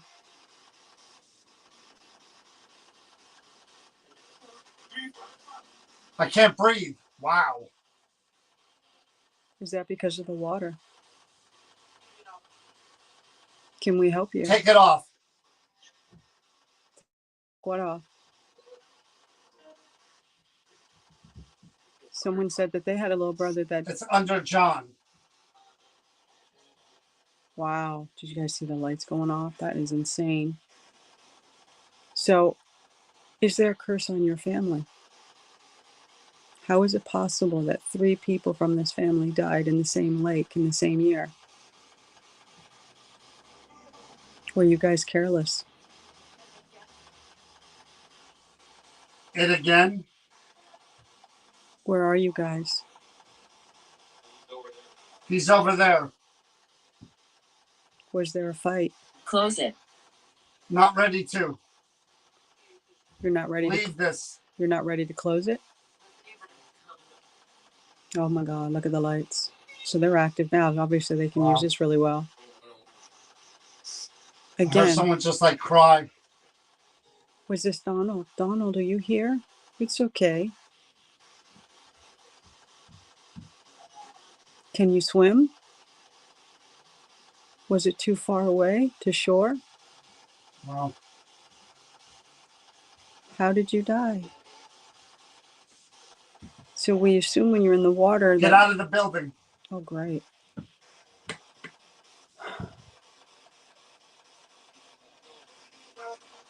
Why the boat? Is it because what it represents? Why are you attached to the boat? I use it. You use it. So this is a boat that you used, that you played with? Wow. It's just that he's dead now. Oh, we're sorry. Wow. Said there was water. There was water. So were you there when Donald passed and drowned? Spirits here. People are asking about details. Bloody. Bloody. Said bloody, guys. So you guys got hurt when the boat capsized? Is that why you guys ended up drowning? This is crazy. So I'm going to ask you, the 3 of you are attached to this boat. What can we do for you? Is there anything you would like to say? Oh, he ended it. You know what? That's a tag hanging off of the off of his. It's It's a brand new blackout mask. And it makes a difference. Trust me. It does. Really makes a difference. It closes everything off. And what comes through, there's no sensory whatsoever except for what you're hearing. And I really got like a sad feeling during that whole process. I started feeling. You're not the only one. Susan said the same thing too. There's a lot of people here expressing the same. I felt really, really sad, and I think they said something about heaven. It said it's bloody when asked like what happened. It said bloody. Yeah. I heard something about heaven. We're in heaven, or something like that. But it was real sad. Everything that came through was like. That's why I kept saying "wow" because I'm hearing it and I'm like, Oh man, this is kind So of again, rough. if their boat capsized, they could have been hurt. There could have been a whole lot of different, I'm gonna try this real quick before. You want me to try to go in there? It's up to you. All right. Or we can We'll give it a switch to the shot. next one. We'll give it a shot. Hold on, let me set this up. Wow, that's really sad.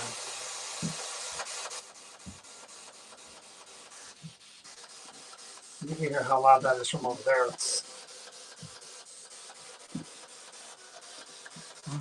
depressing. It's beyond depressing. And the lights were going off around you. That blackout mask looks great, doesn't it? Oh, it makes a difference. I told you. You feel like you're just in a pitch black room and really nothing around you except for what you hear. See, this is what we're talking about. I bought this new blackout mask because it locks everything down. You can't see out of anything, and you can't. It just closes you completely off. I'm actually going to take. I know. This. Susan, I thought the same thing. How did they not know they were in heaven? We didn't even mention anything about that to them. All right, let's see what those are.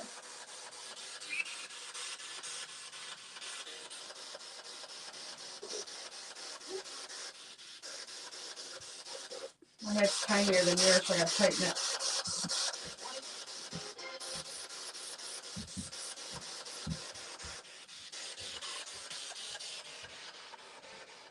All right, so the question is that everybody seems to be wondering, including myself, is did you not realize you were in heaven until just now?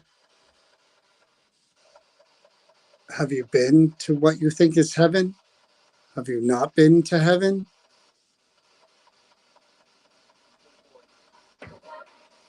We're boarding.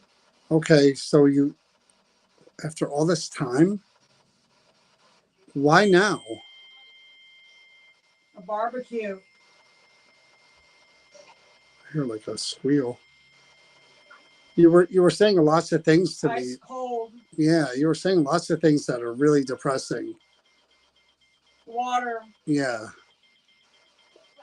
Are you all together? Drowned. She's making the REM pod go off. That's why the REM pod's going off. She's making the REM pod go off. Her hand is right by the antenna. Tell me something else. Anything you could tell me about your family or any of you. Anything you want to share.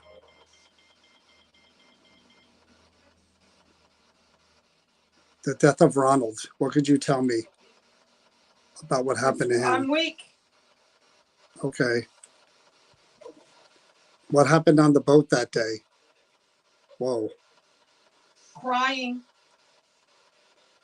Was the boat, do you think it was an accident or do you think it Great was? friend. Okay. So what was that? Did you hear that bang? Where did that come from? Tell me something about that day where the both of you were on that boat together. What happened? Share something with me that can help me understand.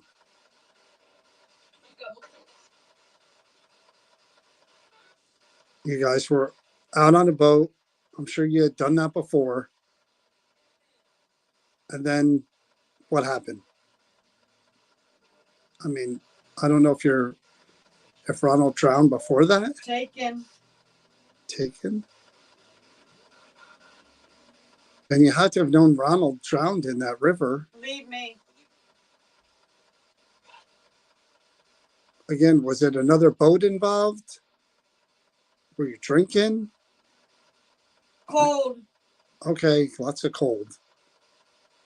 Tell me, I mean, an accident's an accident. Things happen. We're just trying to find out what could have contributed to your death. Did Ronald wander off by himself? How does that even happen to a 23-month-old? Especially by water. Water. I just heard that from here. Go away.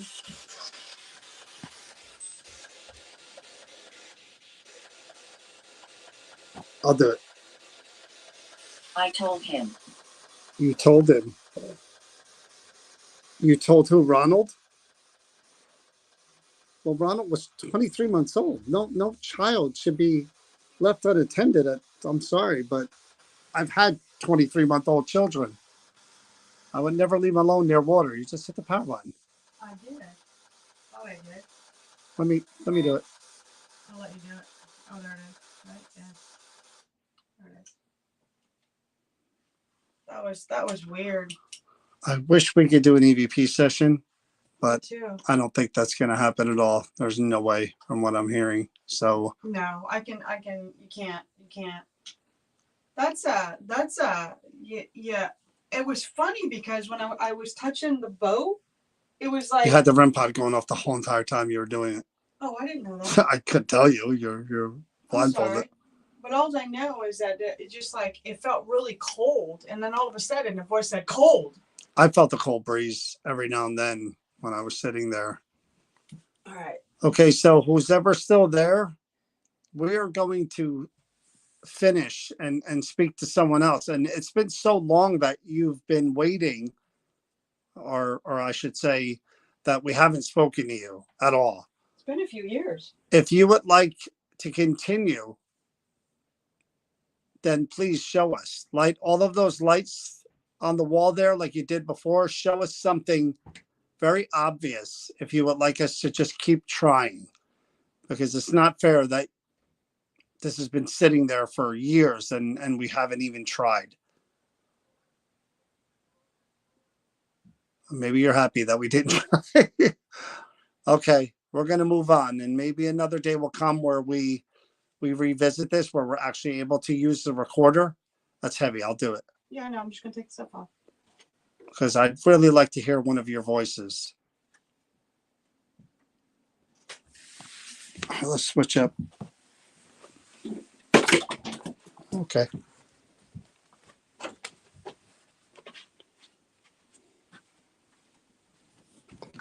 What else do we got laying around here? I've got it right over here. What you're going to do. Grab the table. Okay. I'm going to reset this up the way I want to. So let's just, it's going to take a couple minutes because we're going to have to remove it. Yeah, 1967, Patricia. This So- thing is heavy. With a Yeah, it's capital very, H. very heavy. I don't know if you guys can see now the back end of it. It's got like where it goes. There's no light. Let me grab the flashlight. There was a flashlight. Look It's heavy. at that. That's what you guys really couldn't see before. She needs to be over here, didn't she? Somewhere. I think. There you go.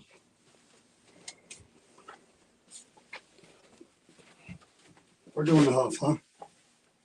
You want me to start with it? You're doing the hoof. All right. I'll do the hoof. We'll explain what that is in a moment, guys. Whoa. I got The you. object was a boat. This was a boat. It was it used to have a mast and everything, but it you can't tell, but it's got a long thing that goes in the water. Dirty dog. You're right, Susan, and I'm really sorry for the loss, the drowning that happened. Sometimes I think that's what makes spirits connect with you, is that when you actually can understand and feel what they're going through because you can relate to it. Thank you, Taylor, for doing that. Taylor's on. Good. I Yeah, wasn't sure she if had to was- mute somebody. Yeah, I could have guessed that she was on because Yeah. I didn't see any. There's no price tag on the boat. You would have to ask Donna Alex.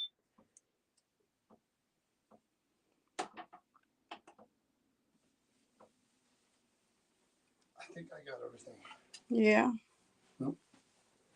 You need that piece of paper Yeah. that's underneath it. Oh, Yeah, because that's the only thing that I have to even explain who this person is. It's a beautiful piece, but guys, it's really, really heavy. I got my needle for the back of the battery of that. It fell out. Of what? Instead of Okay. There you go. And I can read from this light, right? Okay. So, If you need the flashlight, take it. yeah, I'm going to bring this to you so that they can see what this is. This is, tell me when I'm close enough. If you guys can see, this is a horse's hoof. Oh, okay. Yeah, now I see it. Okay. It's not real. Because what it is an inkwell. Poor horse. It's not its foot. What? It's not. It's. Oh, it's fake? I believe. Well, no, that actually might be. This might be real. This is metal. This is like that, but yeah, that might be very well a horse's hoof. Look inside. Let's say they put this in there, and this is an inkwell. Poor And I'm horsey. going to tell you who this belonged to. Yeah, that actually might be. Poor horsey. Where's the rest of them? Donna said it's real. Yeah. Once Kitchen. I felt it. I felt that part. It's real. No. It is, unfortunately. Even if you don't want to accept I it. don't like animal parts. That's another reason why I don't investigate animal So, parts. This is kind of unique for right now, this time period, and I think it's kind of justice that this is actually going to be a piece we're going to do. But this is Kitty Marion. Do you want it? Kitty Marion. Kitty Marion, Donna Marion, ancestor. 12 March 1871 to 9 October 1944, was born Catherine Marie Schaefer in Germany. She migrated to London in 1886 when she was 15, and she grew to minor prominence when she sang in music halls throughout the United Kingdom during the late 19th century. She became known in her field for standing up for female performers against agents, corruption, and for better working conditions. She joined the Women's Social and Political Union in 1908, engaged in selling their newspaper, Votes for Women, and became a prominent suffragette in the United Kingdom for her participation in civil unrest, protests, including riots and arsons. As a result, Marion was arrested many times and is known for having endured 232 forced feedings while on hunger strike in prison. She is quoted as saying there are no words to describe the horrible, revolting sensation. When World War I started, she immigrated to the United States, and there she joined the team. What did it say? Here. Hi, Kitty. Laura, She you joined have the to reach team out to Donna Marion for that. We on have nothing to Margaret's- do with that. She joined the team on Margaret Sanger's birth control review. Although she used her tenacity and loud voice to get people to pay attention to her cause, she did not use violence as much as she had in the United Kingdom, although she was still arrested many times for advocating birth control. So this is a woman way before her time. What year are we talking about? We're talking about 1871 all the way to October of 1944 Good for her. in New York City. So she was secretly, at the age of 15, she was, look, so this is interesting. Catherine Marie Schaefer was born in Germany.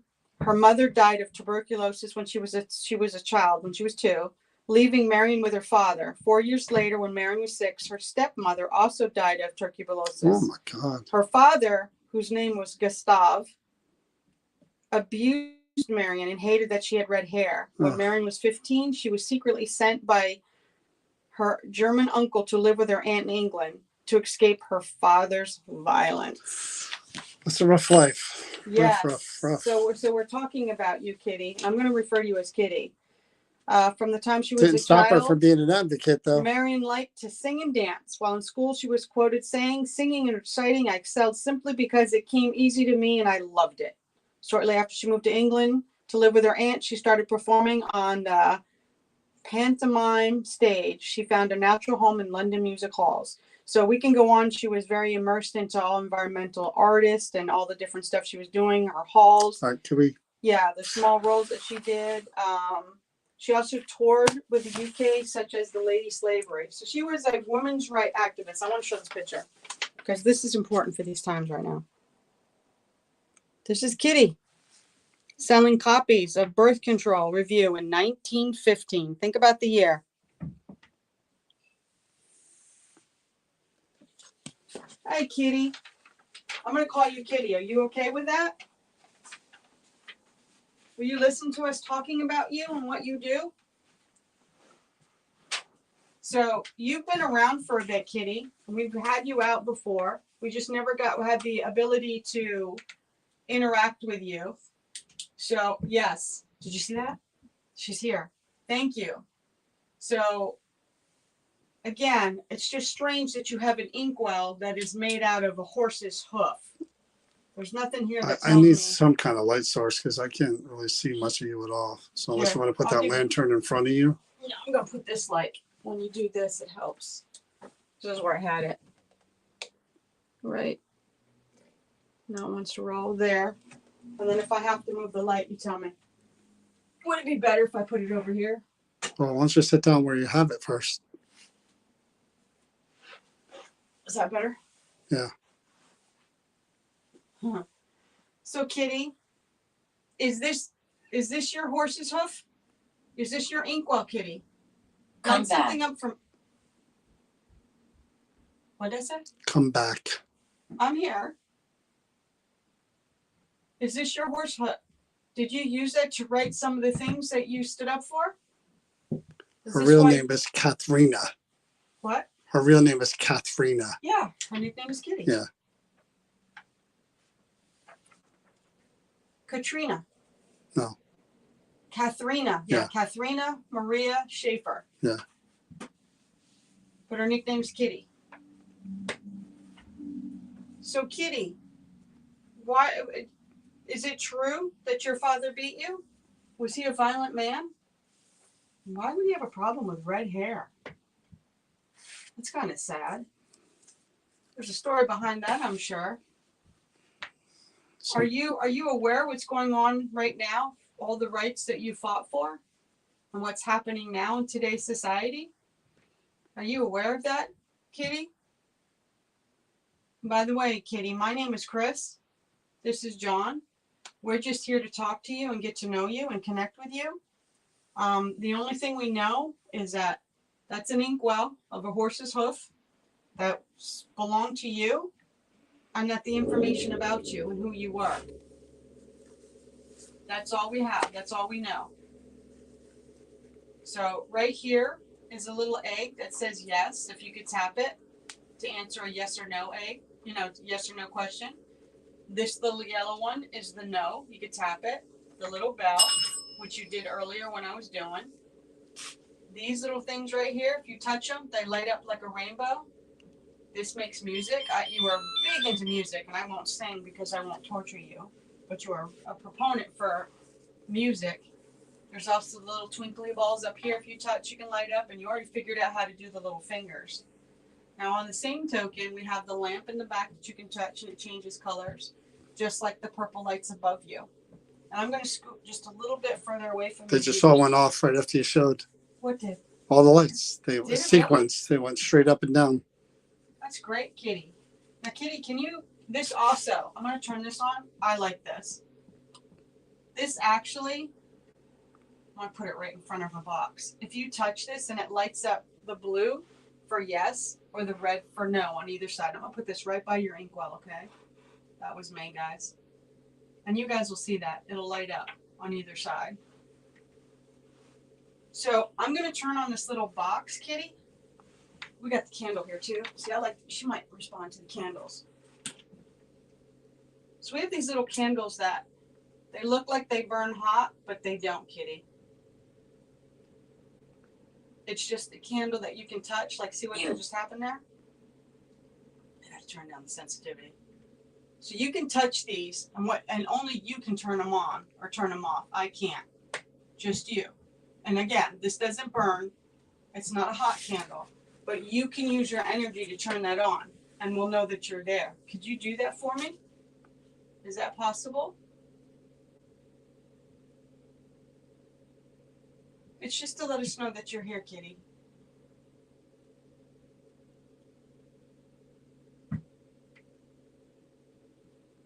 Can you light or make anything go off for me, Kitty?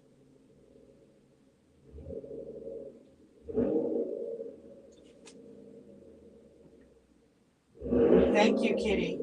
I know you hear that truck outside, right? I know. I know. Thank you, Kitty. That's awesome. So now you figured out the light and how to do it. So I'm going to go move to the next thing to see if we can hear your thoughts did you see that? The static fingers went off. So now we know that you can use things and you understand it really well. and I know you were an extremely intelligent woman because of the things that you did back in your time, besides being very courageous. So this right here, I'm going to turn on, and all you have to do, because John and I can't see or hear you, say something when I ask a question. Do you have a question, John? Yes? No? No. Okay. Then I'm going to ask the question when I turn it on.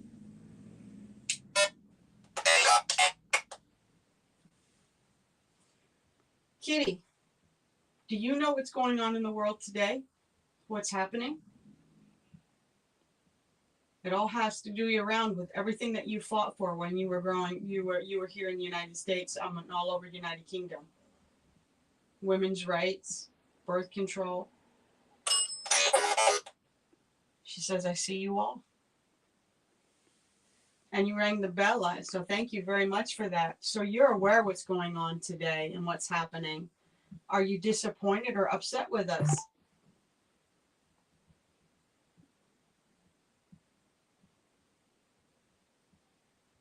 Is there anything that we can do?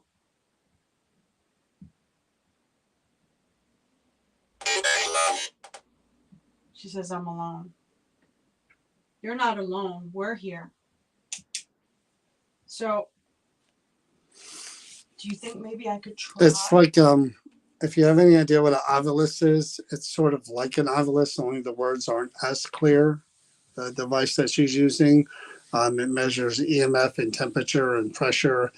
And in theory, spirits can choose a word or multiple words that they want to say. So you I like could the show it, bell? but you're not going to be able to see the screen that well. So you like the bell and you like the candle. The candle, she's turning it on and off. She's just trying different things out. Kitty, what about the music box behind?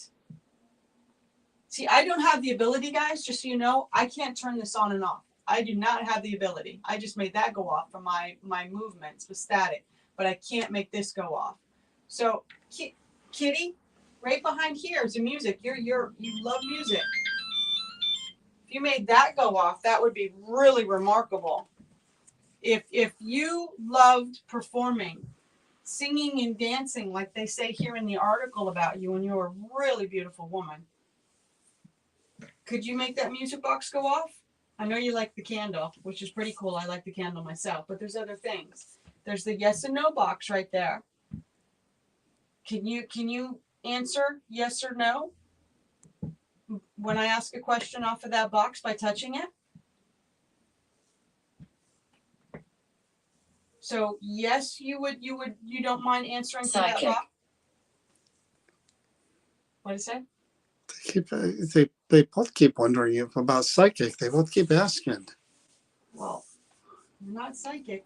You don't have that ability. Again, for their time, there was psychics and mediums all over the place. There were a big thing. That's not what we are. That's not what we do. They said that you were force fed because you went on a hunger strike, because you were fighting for the rights against cruelty and bad conditions for women.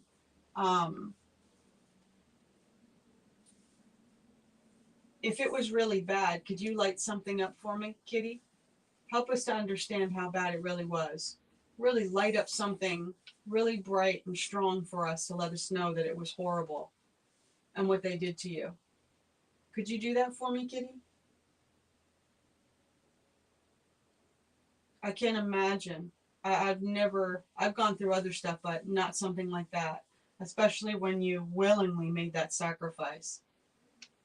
So the one thing I'm going to ask you is, did you fight for women because of the way your father treated you?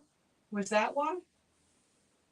As such a young girl to be abused by your father just because of the color of your hair? Is that why you got into defending women and fighting for rights?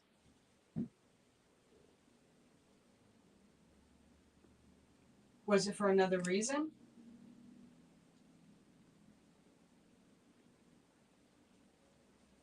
Would you like me to stop asking you questions? Light something up and I'll leave you alone, Kitty. We finally have the opportunity to speak to you. So I'm going to say this to you. Would you rather... Oh. That's a good question. What? Susan asks on TikTok, does she regret the fight for women's rights now that they're being taken away from us now? If she's even aware of that, to be honest with you. Well, she acknowledged that she was Yeah, when I asked her before. Because she says she sees us all. She sees it all. yeah. So that was a good question. Can you answer that, Kitty? Can you light something up to let them know the question that you asked? Because again, you must be very, very disappointed that we're taking massively big step backwards. I don't think people really realize it's really not that long ago that we were able to obtain the rights we got. I really want to do an EVP. I feel like an EVP would be so awesome with her. You can try, but I don't think you're going to have any luck. So I'm going to ask I again. really don't. Would you be preferred to be called Shut the Light Off if you prefer to be called Katharina? She prefers to be called Katharina. Okay, Katharina. Katharina, I am going to use this little device right here. It's not harmful. It does nothing because I can't hear your voice. I'm going to ask you questions. And if you could, just speak, and hopefully this recorder right here will pick it up and we can play it back, okay? So, and you guys can think of questions too, because once I'm done, I'm going to turn to John and I'll point, and then he'll ask the questions you guys want to know. First session with Katharina. Katharina, are you very disappointed in the way things are happening with taking away women's rights right now?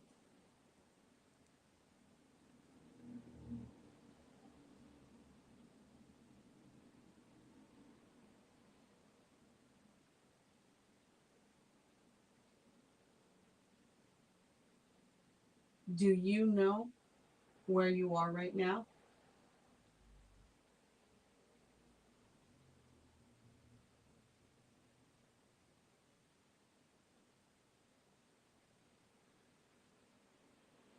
When you went on a hunger strike, what did they do to you?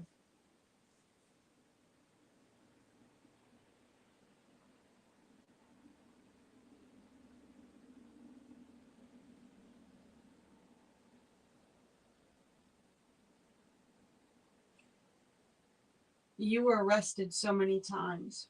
What were you arrested for?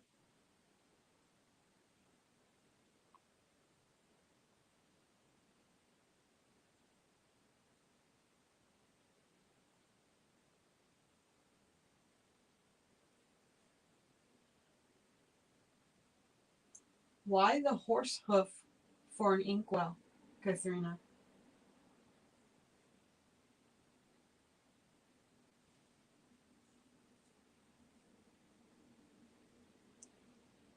What can women do today to restore our rights?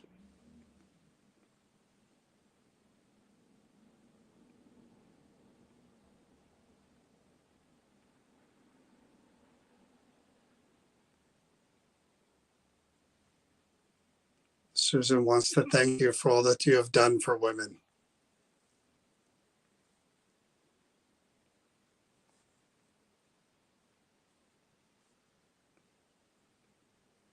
Thank you, Katharina.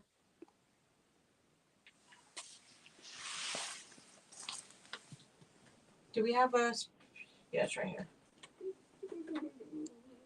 Although that cord is kind of shaky, so Just keep it still.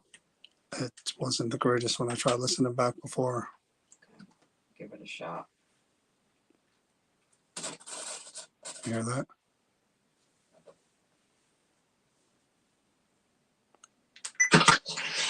First session with Katharina. Katharina. First session with Katharina. Katharina. With Katharina. Katharina. I gotta go back. First session with Katharina. Katharina. I thought it was a hello, but Are it's you not. very disappointed in the way things are happening with taking away women's rights right now?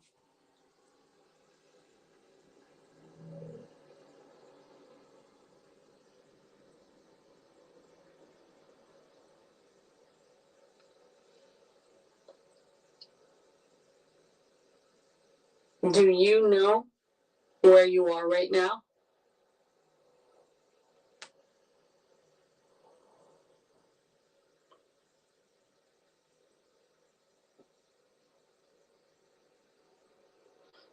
When you went on a hunger strike, what did they do to you?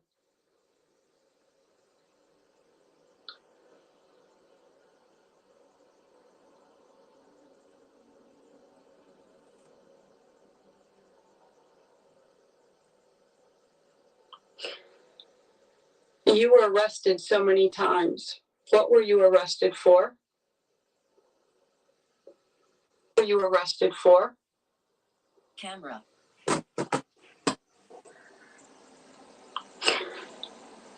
You were arrested so many times. What were you arrested for?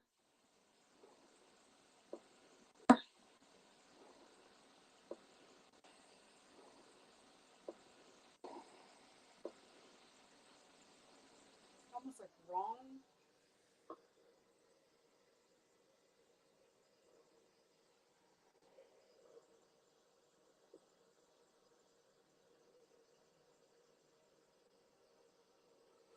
Why the horse hoof for an inkwell, Katharina?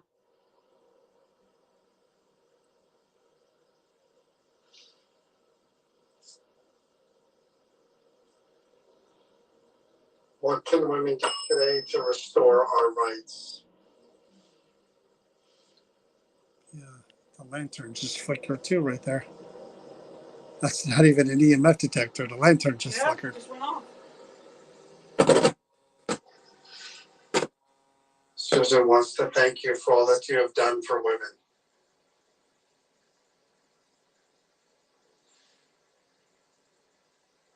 The lights are going. Thank you, Katharina. That lantern on the floor, you made that light go out and come back on, not the purple one, the one that has the actual light in the center that looks like almost like a fire. Somehow you made that, not that one, the one that's on the floor, the one that's kind of By white. the lantern. Could you make that go off and on again? It's the fancy one with the loop on the top. It's sitting on the floor. It's got a purple light. It did. It went off and went back on. Yeah, I saw it out of the corner of my eye. And she likes that. She likes the candle too. That'd be really interesting if it did that. I've never seen it. That's a switch. You have to toggle it. That's not a push button. Oh, You have to really turn that off and turn it on with a switch. you're writing, Katharina? Is that what you're doing? You're putting the light on so that you can see to write? You need a quill? I could do Spirit Box EVP session. I'll do it that way. I kind of would like to see that. I think she has a lot to say. It's just a matter of, I don't know. well, she's definitely responding to the different stuff. She's getting Man, used to like I it. said, I could try it. I'm not a female, so I'm She's a just very curious. strong. I get that, but again, individual. I'm not a female, so I don't know if she's gonna even Oh, I react think or so. respond to me. I think she's the type of person that will talk to anyone that's willing to listen, and she had to be a proponent to fight for. So I think she will connect. Yeah. I like her. I like her a lot. Hello, kitty. Hello, kitty. Isn't that funny? Hmm. I'm gonna move this. So, my name is John. Chris and I are together. We have been for a very long time. I'm gonna try something that may be really, really strange to you, and I understand that none of this stuff is really familiar to you, but you're doing okay. This is the lantern I was talking about right here. This one. Oh, You made that turn off and then turn on. I don't know if you were kind of. that's the light? Yeah, this is. That's not possible. You got to turn that That's what I'm knob. saying. You said that I wasn't talking about the purple. See, there's a switch here, off, on, and it went off, and it just popped off and popped right back on. That's what I'm Oh. talking about. That was really impressive. Well, I told when him saw that is beyond impressive. That's pretty amazing. That's why I keep asking, because if she can do that again, then forget Listen, about it. if anybody can come back and communicate, it would be her because she is strong-willed person. So I'm gonna try something. This is called a radio. I'm gonna try to record your voice through this radio. Believe it or not. Yeah, Oh, yep. it might be possible. So just like with the question she was asking, I want you to just try to answer coming through the radio. Just answer out loud, and we might be able to hear you. Okay? I'm gonna sweep it. Hold on. Hello. Yeah. Kitty, my name is John. Could you please tell me something about yourself that you would like us all to know?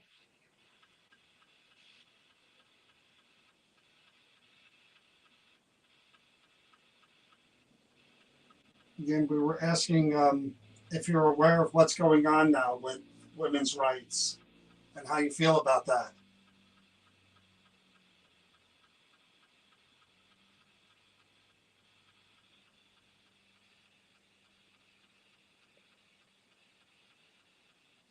You had quite a life. Again, for those times, or any times, to be honest with you. Are you proud of all that you accomplished?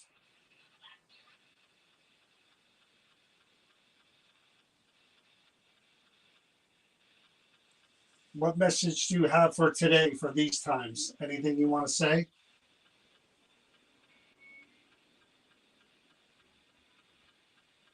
We certainly could use somebody like you today, Katharina. A voice. Was she married? I didn't see any of that. Were you married? If so, what was your husband's name?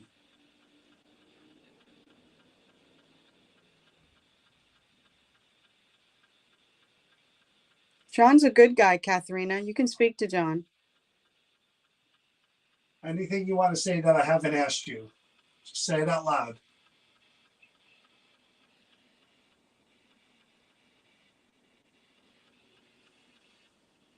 All right. I'll turn this off. I did hear something. I think I heard when I was talking about her life and the things she accomplished. I think It's the middle of the floor right there. I heard someone say Keep going up with that same hand by the top. Go up further. There you go. sport sucks. Yeah, you can't move it.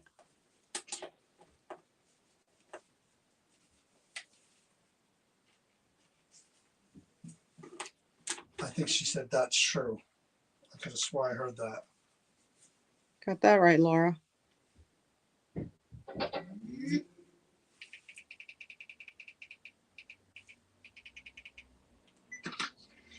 First session.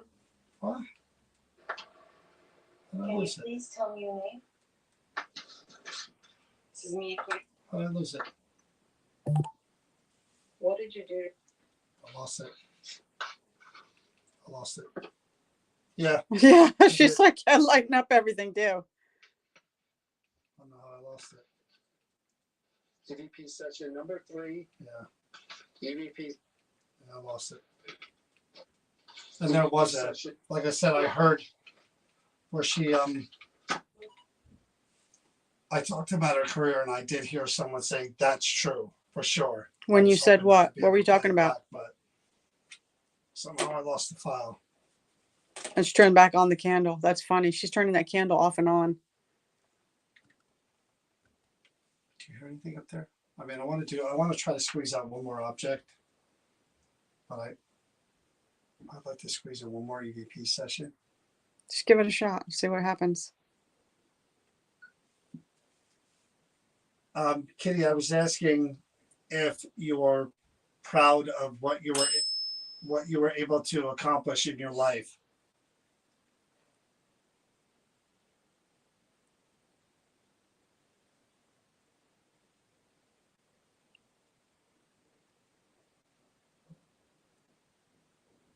Are you aware of what is happening now with women's rights in the United States?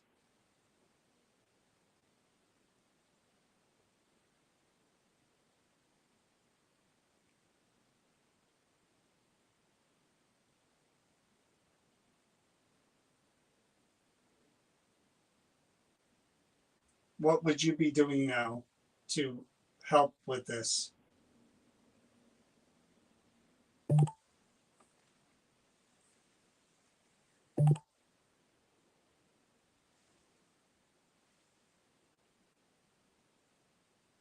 Anything else you want to say that I didn't ask or that we didn't talk about?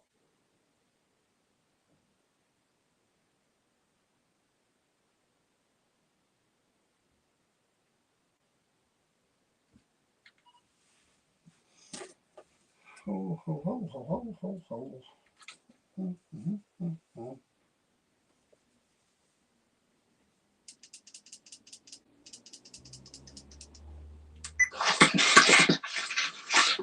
Kitty, I was asking if you are proud of what you were able to accomplish in your life.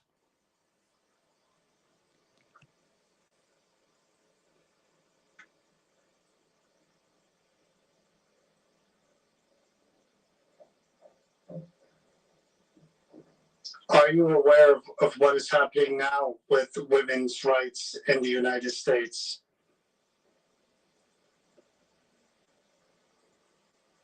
In the United States. States. I can't make it out.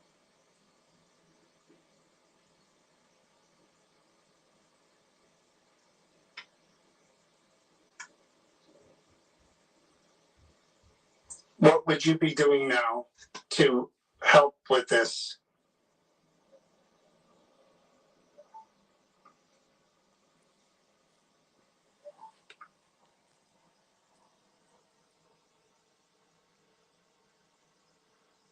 Anything else you want to say that I didn't ask or that we didn't talk about?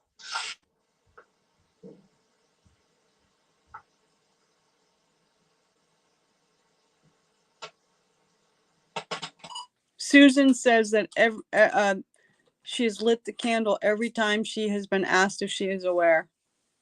So you do know that, again, these eggs, And she lit the candle again after I said it, the way didn't they she? work, and these circles here light up one light at a time like the rainbow. All you need to do is touch them. She did the lights above you. Little twinkly balls and the music box there. I'm just going to turn on one more thing for a few minutes just to see if I could hear your voice come through. And actually, let me try one more EVP session this way. Okay. Laura, Celine's actually away, so she's not even seeing this. I'm going to try this real quick again because, again, I know I got a voice and it's bothering me that I lost it. I'll find it for you later if I can. Okay, we're going to try to use this device again in my hand. Kitty, are you here? Could you please say hello? Say your name.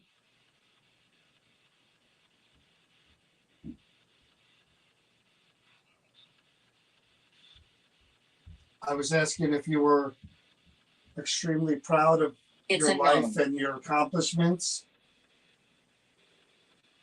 and all that you were able to do.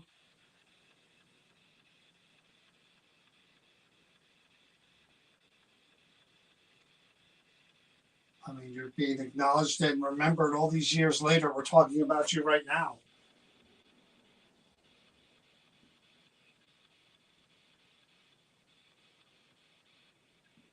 Are you sad that things are the way they are right now, that we've gone backwards?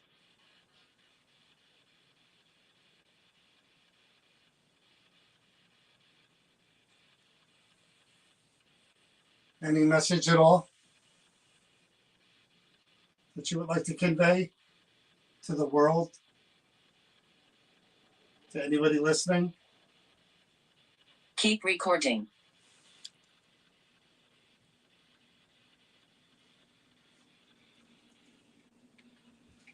And she flicked the light on. Keep recording? Keep recording. Keep recording. Keep recording. That's the message? That's the message. All right, that's a strange message, but okay. She does, Susan. I believe she has stuff to say. Okay, we're going to try to use this device again in my hand. Why? Can you hear that? Yep. Okay, we're going to try to use this device again in my hand. Why? Can you hear? She's lighting up the dome. Say hello. The dome. Say your name. There you go.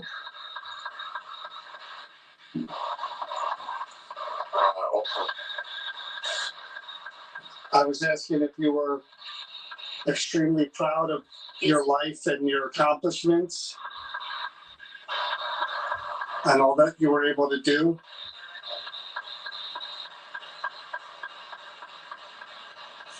Figuring it out little by little. I mean, you're being acknowledged and remembered all these years later. We're talking about you right now.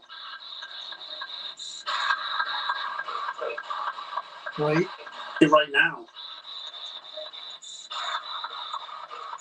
It's great. Yeah, that's clear. Great. That's pretty cool. Are you sad that things are the way they are right now? That we've gone backwards? Things are the way they are right now? That we've gone backwards? Backwards. You hear that? Yep, and the light lit up. Backwards. Backwards. Right now, that we've gone backwards. Backwards. A woman's voice, too.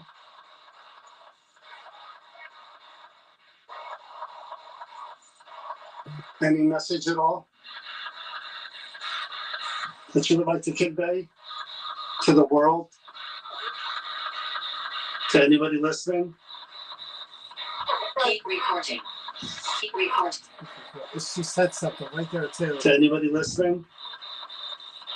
Keep recording. See, it's talking over the. Go To back. anybody Is it? listening? Keep recording. I'm afraid. Oh, that sucks. No, it sounds like I'm afraid from over here. That you would like to convey to the world? To anybody listening? Keep recording. I'm You're right. afraid. You're right. I'm afraid. She's To afraid anybody of what listening? what's gonna happen. Keep recording. Yeah, it's right before stop recording. To anybody listening? Keep I'm recording. afraid. Anybody listening? Keep I'm recording. afraid. That's To clear. anybody listening? Keep recording. I think she's afraid for us. That was pretty damn good. That was amazing, Wow. Katharina. Thank you. So I'll tell you what, these are scary times for sure. And I pray something changes and all that you did and others have done isn't for nothing. So yeah, I'm afraid too. I think we all are. So thank you. Leave Kimmy. me alone. Okay. All right, We're that's gonna our cue. stop now. We're going to talk to someone else, but we do appreciate you trying to engage with us. And again, I'm sure all of your efforts weren't for nothing. Things will change. We're still gonna fight. Would you like the Poe book? No.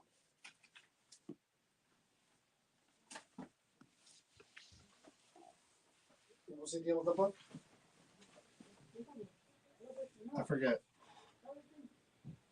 What was the deal with the book? It's a Poe book that was Heather. Heaven? yeah. Didn't they say- Heather. Oh, Heather. Heather. Heather. There are several people attached to that book. The Poe book. Oh, no. I'll read it. 3 owners, blah, blah, blah. Passed this book to our grandson, James. Died and married his wife, Bessie. He was a repairman. No. Here's the other stuff that we have no cards on. That's over Yeah, I'm there. gonna go for a mystery item. I like mystery items. We'll go with the inkwell. I don't know why. Well, we just did a horse inkwell. Why not? Let's do a theme. So you showed them this story. Yeah, it did say your name, Heather. Okay, guys, get on to this. So we don't have any information at all. This This is is a- blind. This is a cold one. It's an inkwell. Just so you guys, yeah, you got a good view of it. Okay. All right, this is a cold one where the card just says, I got a feeling. I got a feeling. Just says it's haunted. I got a feeling. All right. You've been pretty good with some of your feelings, so let's see what happens.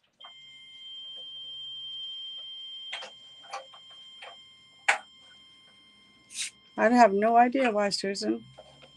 My grandpa's going off. I didn't freaking touch it. All right, so real quick, this says on here, haunted antique inkwell from a collector's estate in PA. Very active. More to follow. So Very that's active. all we know, guys. Very active is fine with me. That's a good place to start, I guess. Alrighty. You want to close that door, babe?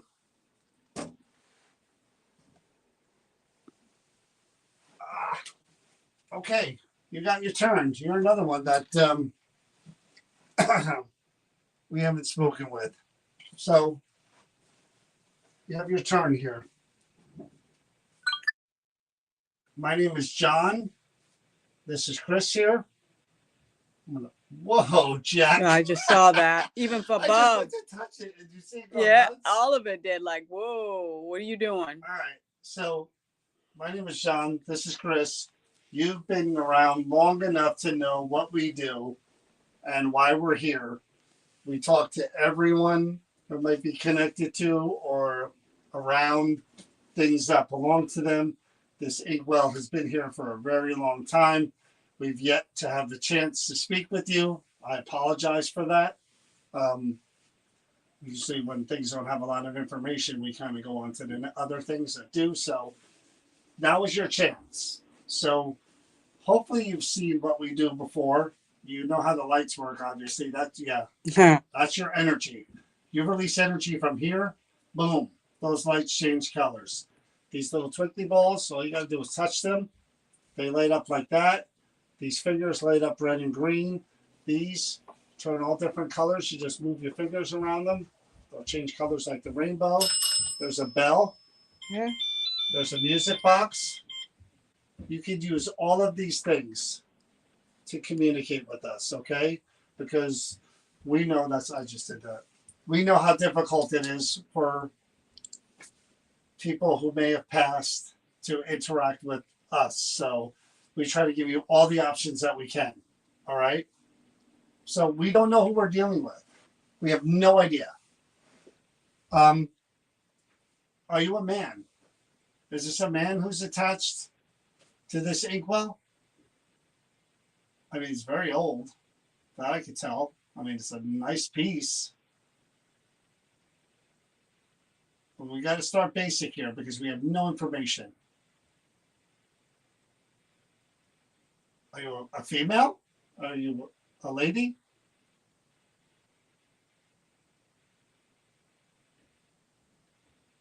Again, it's taken a while, but we're gonna try to give this a good chance.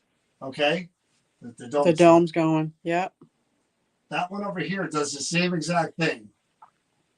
Any chance you could light that one here that I'm pointing at, the one with the green dot on the top right there? You light that one up too? Just all you gotta do is maybe touch everything along the way and touch that one too. So that's pointing in that direction as if it were behind the inkwell. All right. Could you make those lights come around towards me one at a time? Could you do that? I see the red one over there. What is your name? What is your name? My name is John. I come here often, and even at the old place. You can't understand. Well, I'm going to try to understand the best I can. We're using everything we can to understand you. Thank you. See how that blue light finished right on me?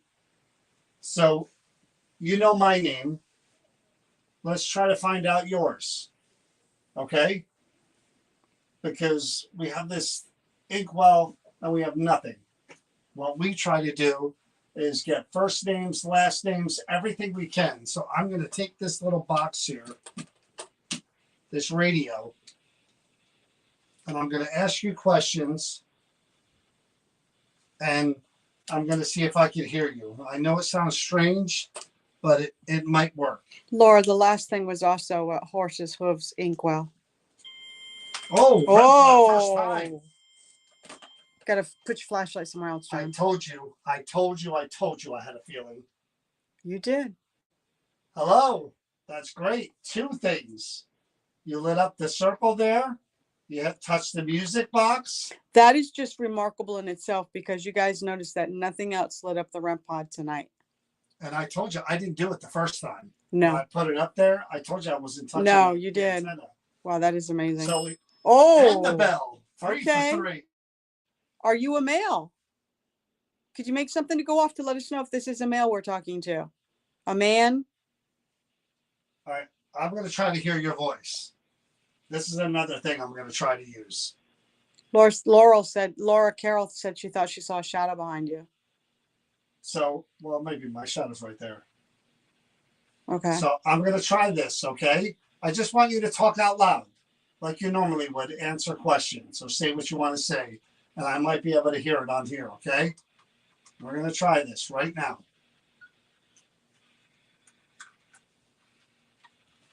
What is your first name? First name only. Tell me your first name. Loud and clear.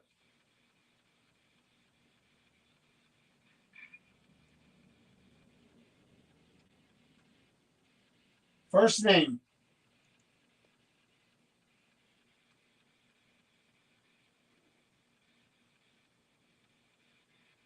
What is your last name?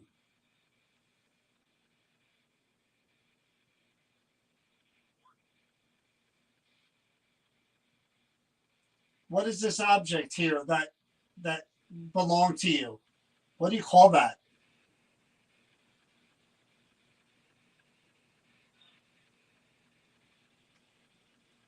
We were asking if you're a man or a woman. I know it's crazy for us to ask that, but we don't know. Are you a man or a woman?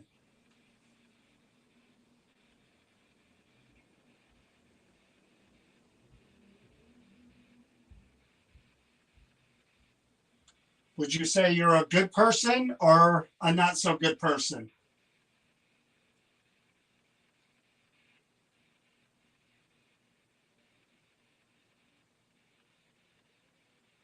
Are you happy that we're finally talking to you? How do you feel about that?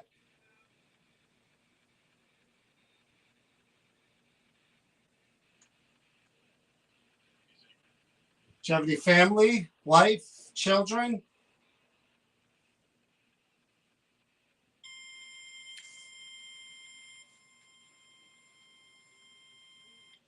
All right, so you had a wife and children.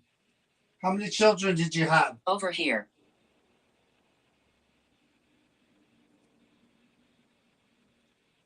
Tell me one of your children's names.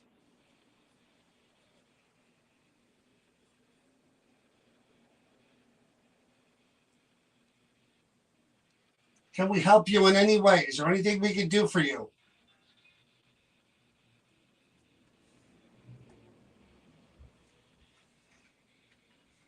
So Laura Carroll said about the shadow figure, it was way above you, and it blocked out the lights that were hanging, the purple lights. I'll tell you what, whoever he is doing pretty good so far. Wife and kids, boom, on command.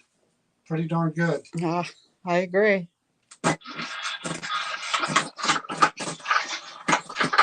What is your first name? First name only. Tell me your first name. Loud and clear.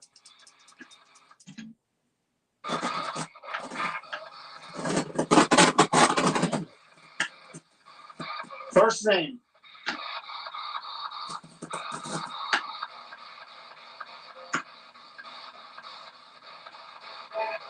What's your last name?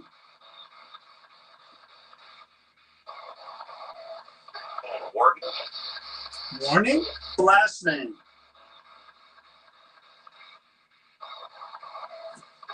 Warden. Warden or warning? Warden. Warden. Warden. Maybe that's the last name, Warden. Warden. Your last name is Warden? What is this object here that belonged to you? What do you call that?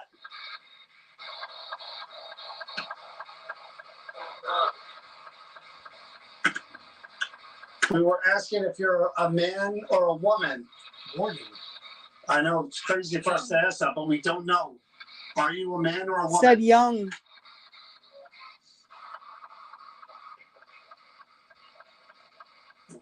Are you a man or a woman?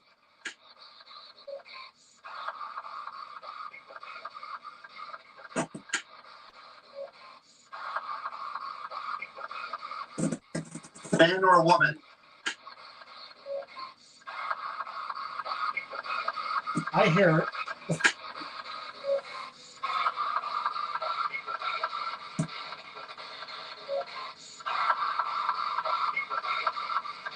I don't know. I thought I heard who gives it, but maybe not. It said Did young you over say here. you're a good person or a not so good person?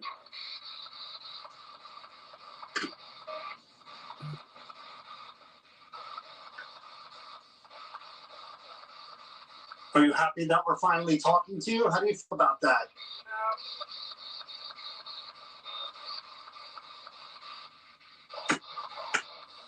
What do you say, Carmen? Joe, What do you say, Carmen?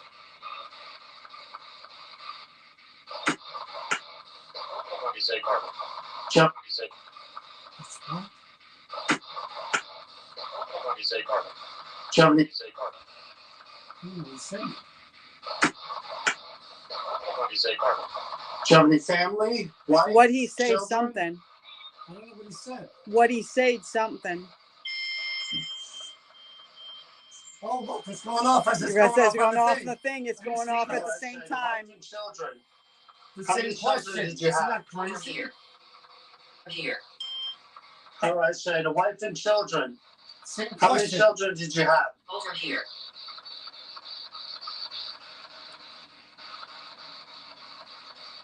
Tell me one of your children's names.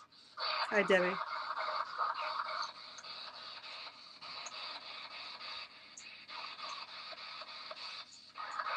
Can we help you in any way? Is there anything we can do for you?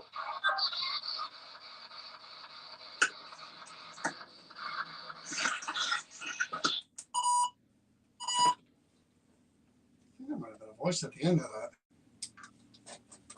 It sounded like it said, what did he say?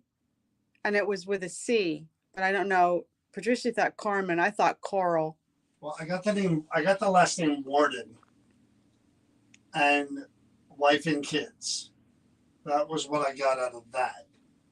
And the REM pod twice. Good night, Alex. Question. Yeah, That's it did. And impressive. it went off the exact same time that it happened on the recorder. I'd love to do an EVP, but sometimes I It's ain't able to do loud. it. It's loud up Yeah, there. that's loud up there.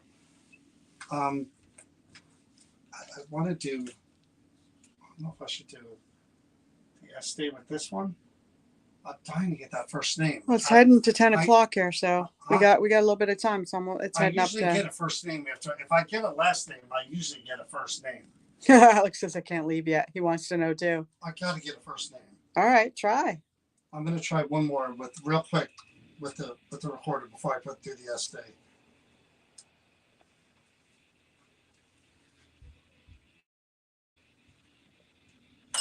Yeah, I'm trying. Hold on one second, buddy.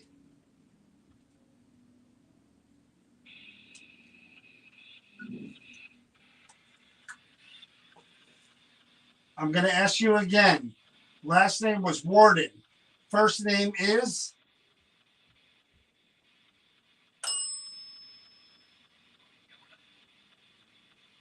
I heard something. Could you verify your first name again? I hate to sound like a broken record. First name. Nice and clear.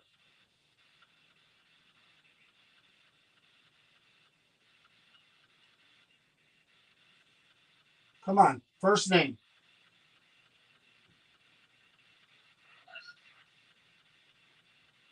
What happened to you? How did you die?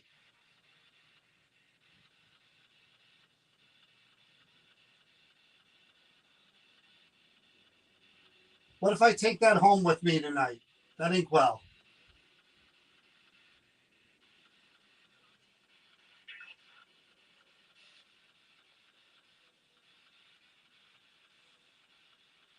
Were you a successful businessman? Were you successful in life?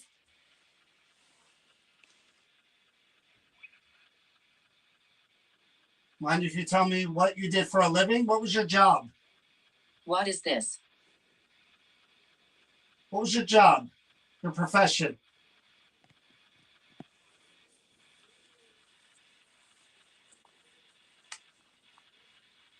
What age did you live until? How old were you when you died?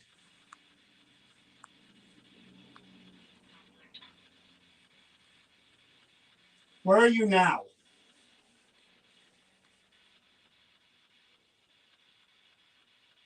Right now, where are you?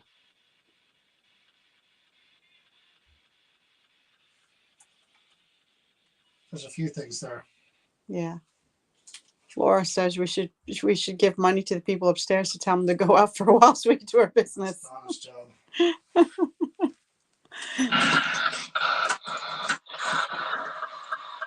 I'm going to ask you again. Last name was Warden. First name is?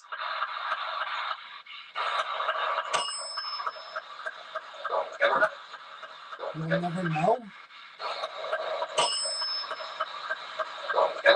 You'll never know. Are you shitting me? What? You'll You'll never never know. know. Did you hear that? Yep. First name is? You'll never know. You'll never know. I heard something.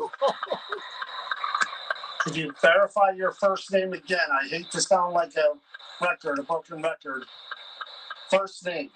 Nice and clear. What? Don't. First name. Nice and clear.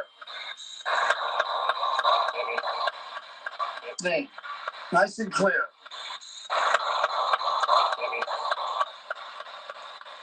Record, a broken record. First name. Nice and clear. First Like name. Clark, Nice maybe? and clear.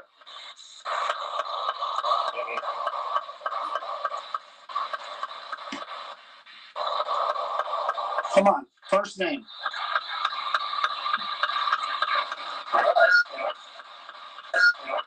Come on. First name.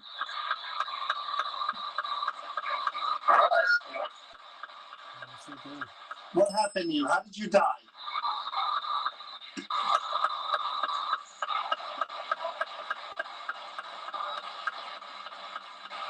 What if I take that home with me tonight?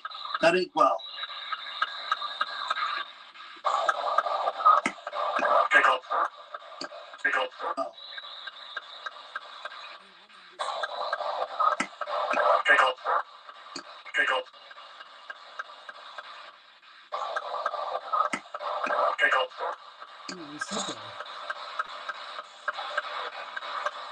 Thank you, Toby and Whiskers. Were you a successful businessman? Were you successful in life? Successful in life?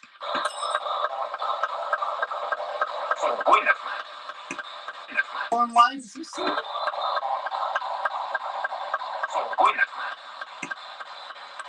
Mind if you tell me what you did for a living? What was your job? What is this? What was your job? Your profession?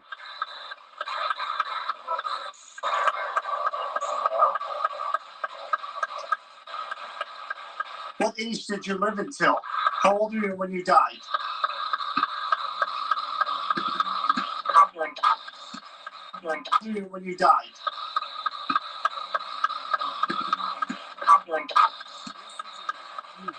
says listen Where to are me you back now? there. What'd you hear? Listen to me.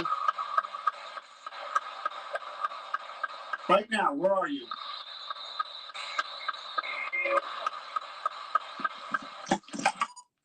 Well, that was pretty good though. He's not going to tell us his first name. I'll try. No. I'll try it next day real quick, but I don't think I'm going to get it unless you want to try it. Yeah, you want to ask the questions and I'll try it? What? Just at the box. What are you doing? This will be the last bit, guys. We'll do this session real quick. See if William, I said Williams, because I just read, Patricia thought it said William. See how my brain works, right?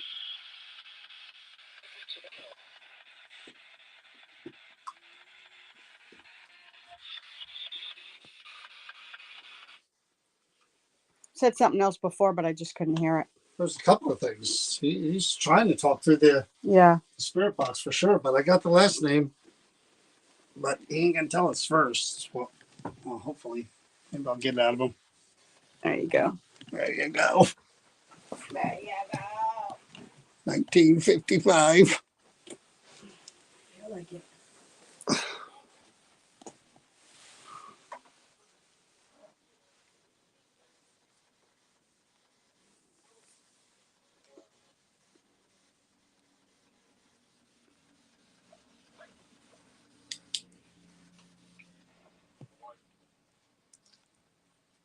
Gives me a thumbs up. All right, Mr. Warden. Can I get your first name? She can hear you. Talk through her. Her name is Chris. I'm not going to stop asking for your first name. Tell me. We'll write it on the card. You won't Delegate. delegate. But I don't want you to be a nameless Mr. Warden. I want Mr. something Warden. It said damn. Damn. We talked about your family. I'm the same way. Okay. Well, what could you tell me about your life that we could write on that card? I want to fill that card with information about you, not just an inkwell that's active. Give me some more. What else could you tell me?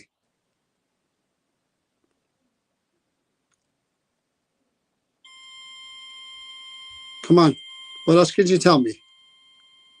Oh, lighting up the REM pod again. I see it. That's good. Couldn't make out what it said. I'm not ready for this.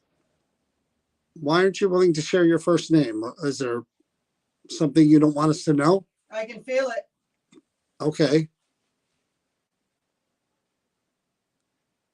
Why do you light that one circle with the light on there? Everyone? Well, we took a long time to get to you. How do you feel about that we're talking to you now?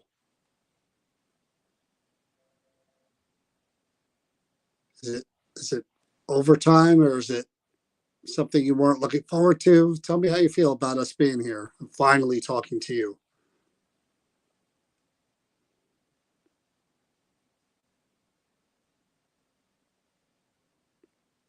Come on. Share whatever you want to share. Communicate. Yes, that's what we're trying to do. We have your last name, Mr. Warden. We're trying to communicate. Again, my goal is to fill out that card with the real person's name and the details about their lives. Anything you could share? Oh, I couldn't make that out. I was crazy. Do you not want to talk to Chris? I come over there, you talk to me. Would you rather I go over there and talk to you?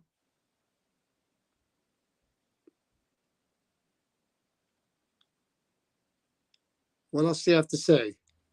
Because odds are we're not going to talk to you again. Last chance. Yep, I see it. Come on, last chance.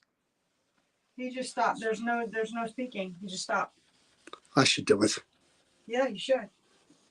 Give it a shot. I don't think, yeah, that's what I was thinking too, Laura. What? Maybe he doesn't like women. May not. Give it a shot. Because you just like all of a sudden just like. Well, it's almost 10 o'clock. I'll give it a few minutes.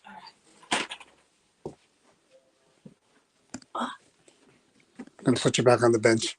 Put me back on the bench, sir. I can handle it. I don't know why we're talking in a British accent. Because I can. That's not even one anymore. I can speak how I wish.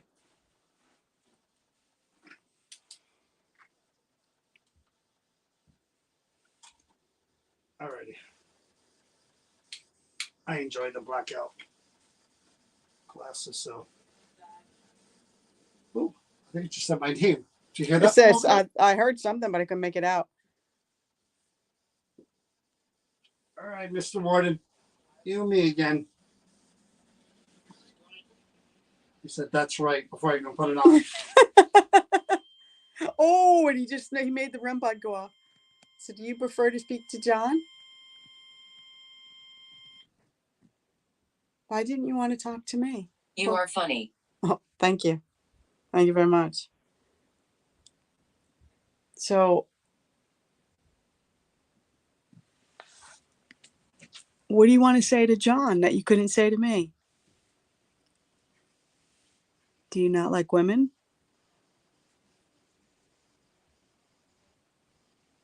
So this is it? This is it as far as what? How we communicate? Yes. Are you okay with the way that we're communicating with you? I don't even know what that was. So why didn't you like speaking to me? What was wrong? Can you tell me your first name, please? It's a testing test.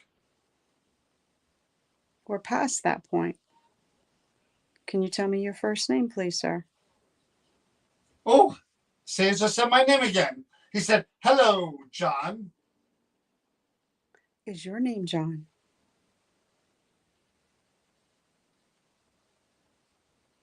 That's pretty funny, actually.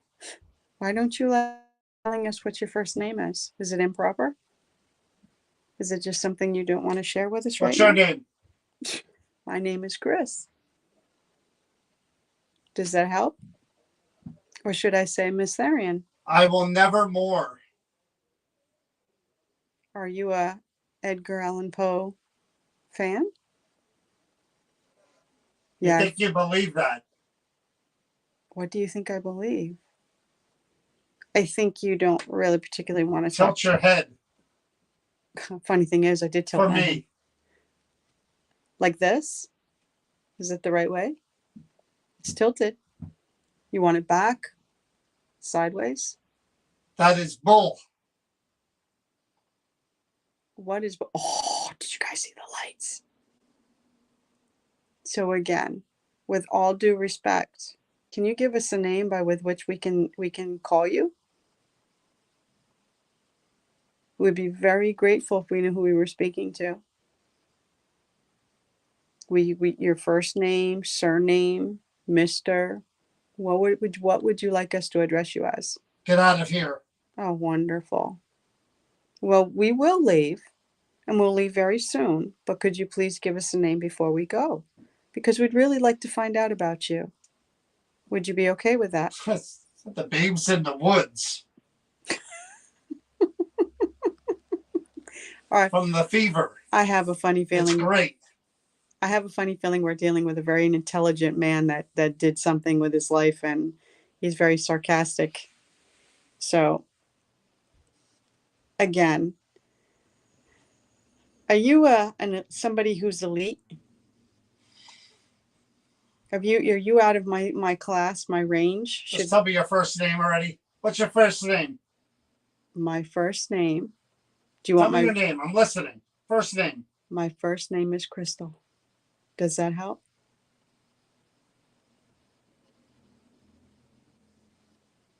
Were you a politician? Give it. Did you hold one of the seats? You're not helping us at all. Can you tell us what year it is? Live a little. You're a character, aren't you? Were you very popular? My property? I know the inkwells belong to you. I understand that. But would you be willing to share some information with us about you? It's all we want to do is get to know you. Last chance to tell me your first name. Tell me right now. First name. But John's getting a little rowdy, isn't he? Come on. Is John being a little too aggressive? Just said, I'll leave you. Ah, okay. All right, I'm done. Say goodbye. Good night and thank you.